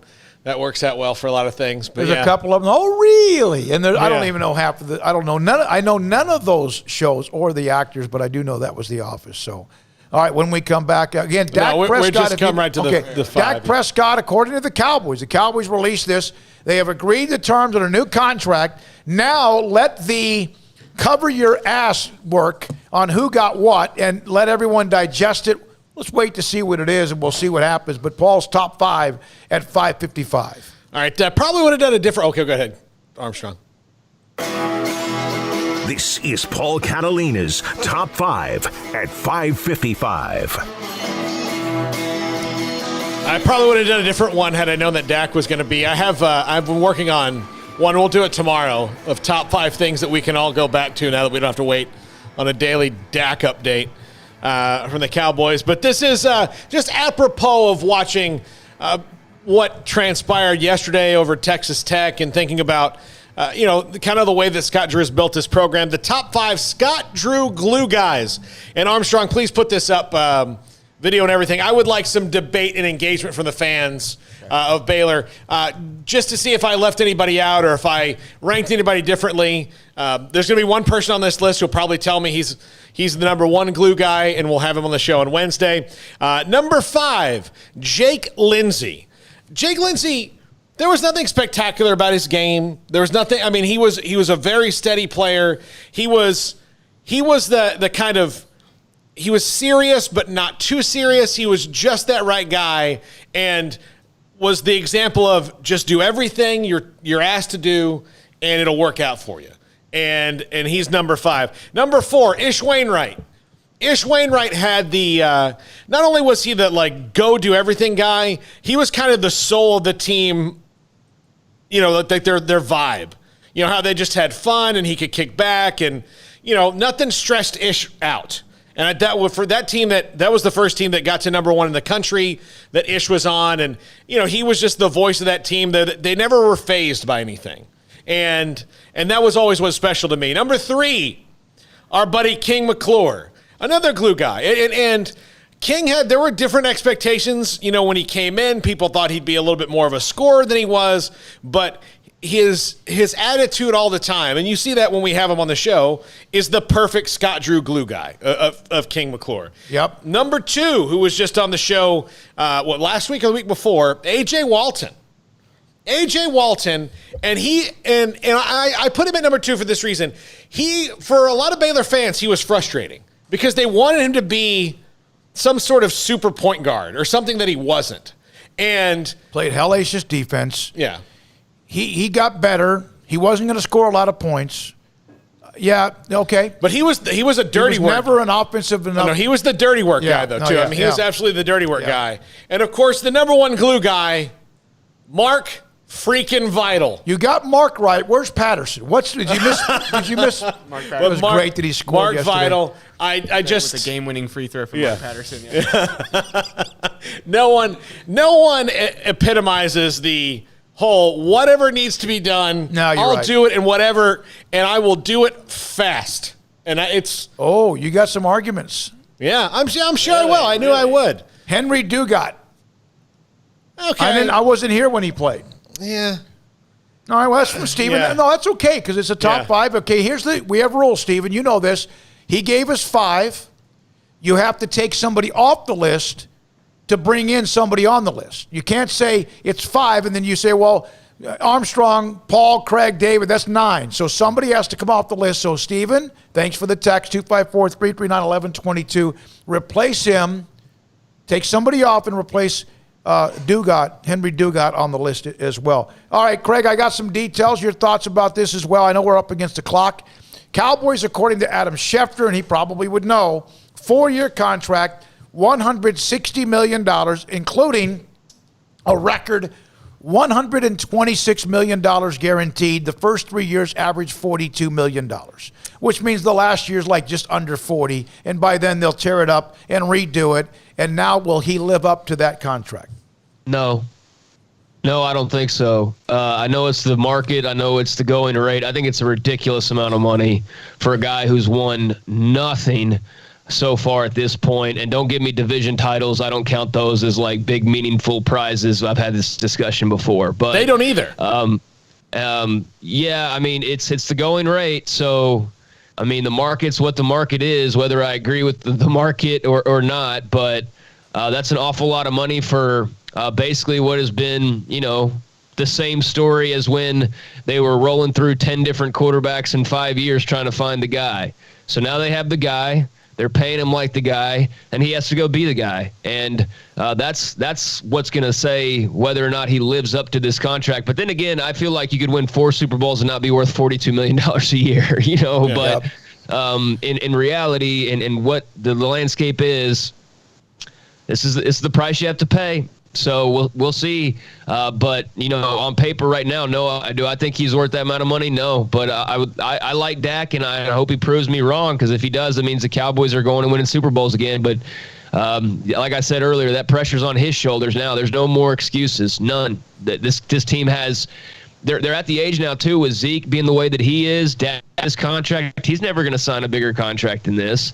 So it's now or never for this football team with their current incarnation, and we'll sit back and see what happens. Be careful, though, Craig, not you, but great point. Love the opinion is that where do you look at the average? Sometimes 4 plus, looks at $40 million a year on average, $42 million the first 3 years, which means 30-something the last year. Where does it compare to Mahomes or Deshaun Watson or others that have had new contracts? Aaron Rodgers, where are some of those contracts and where he is compared to them as well?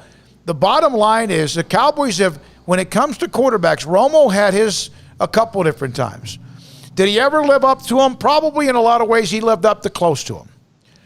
Aikman lived up to his. They restructured him 2, 3, 5, 10 times because they were trying to win that one more ring after winning 3.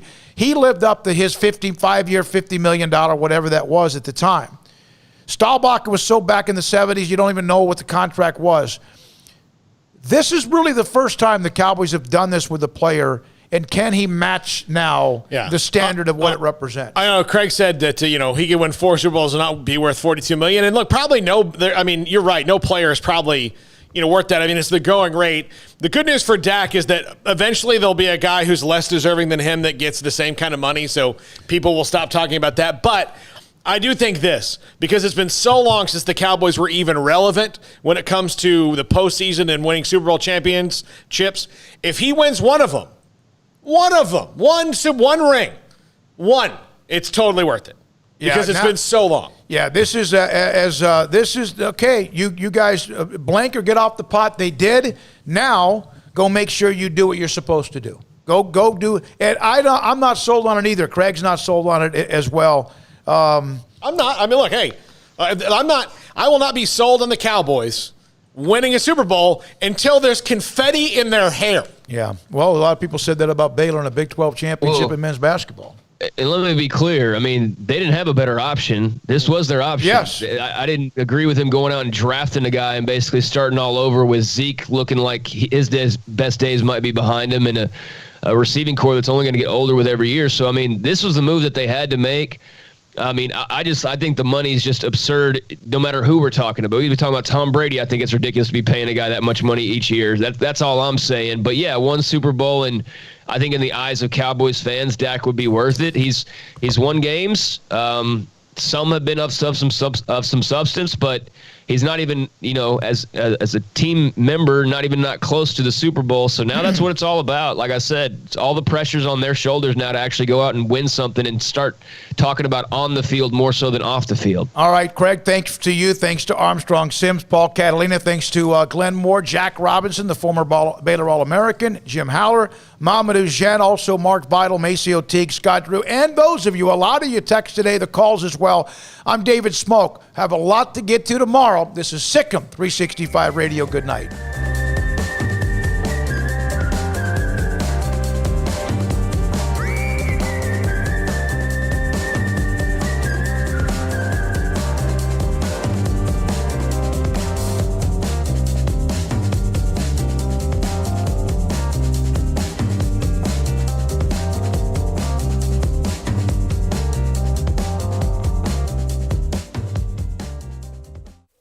Stepping into the boots of a U.S. Army officer can add confidence and leadership skills to your son or daughter's career path. See all the things they can achieve in our boots at GoArmy.com. U.S. Army Waco Recruiting Company, 254-598-8131 or 254-776-1543.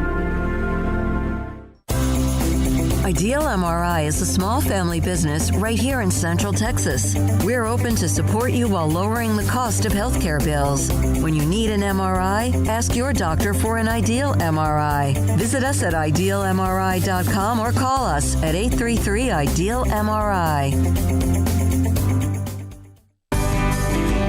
Texas Farm Bureau Insurance has been proudly serving Texans across the state for over 60 years. Call 254-772-8090 to find an agent who will provide a free review of your auto, home, and life coverage. It's the President's Day event at Allen Samuels with deals on the 2020 Jeep Renegade Latitude with total values of $6,750 or 0% for 72 months plus $2,500 in combo cash. Shop AllenSamuelsDCJ.com. See dealer for details. All offers have credit requirements.